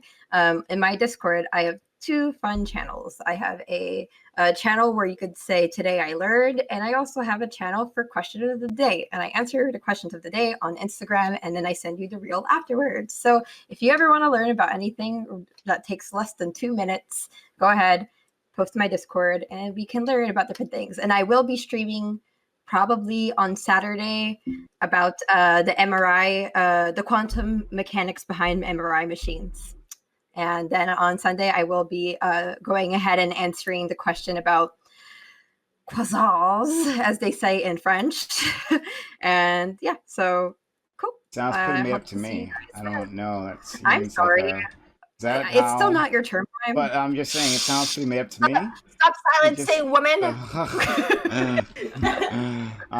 Dan Prime. People are trying to on the internet, but guess what? Ain't gonna fucking happen. So fuck you. Anyway, moving on. That's how that works. You tried it before, you failed. Anyway, KTN, thank you for coming through. KTN has been joining us on the open panel. We've really enjoyed having him. KTN, thanks for being around. Tell the world about yourself. Yeah, so I don't do anything on the internet space. I'm a regular ass dude with a regular ass job who had multiple, whatever. But I saw Twitch. Actually, I think Destiny or Vouch got me to watch you because my job is mad boring. So I spend all my time like zoning out. So just listen to you guys debate panels. So I was like, let me take a spin. So here I am. Yeah, good times. I like the topics. I like the friction, and it is what it is. All right, thanks so much. Yes, and you're definitely welcome back. We'd love to have you here. I know your schedule's tight, but thank you for being around. And thank you. I see what's happening in chat. Holy crap! Thanks to Be More for subbing Joe Lewis, and then thank you Second Star. Holy crap! I haven't seen you in such a long time. Gifting 20 hot tier 1 gift subs. Holy wow, this is amazing. And then Essay with another 5. Essay's being so kind. Holy crap. But don't worry, I'm going to babysit this hype train in a second. 4.5 minutes left from that. All right, before then, though, we have Lyra. Sorry, I'm going to get it right eventually. Lyra. No, seriously, thank you for coming through. This is your second time here, and we've really been enjoying you. Like, I want to invite you to the Amazon Lily show that we have on Tuesdays. See if you'd like to be on that one. It's like our all female type panel. So we would love to have you there as well. Because I think the crowd loves you too. So, yeah. That one's a lot more calmer than this one. Fanatic's not allowed there, so it's actually pretty chill. But please tell the world about yourself. I really appreciate you inviting me back. I really do have a good time. It gets spicy, but like it's politics. It's gonna get spicy. I have a really good time, and like we were talking about this in chat. I really enjoy, and so does my chat, like how well spoken people usually are on this panel.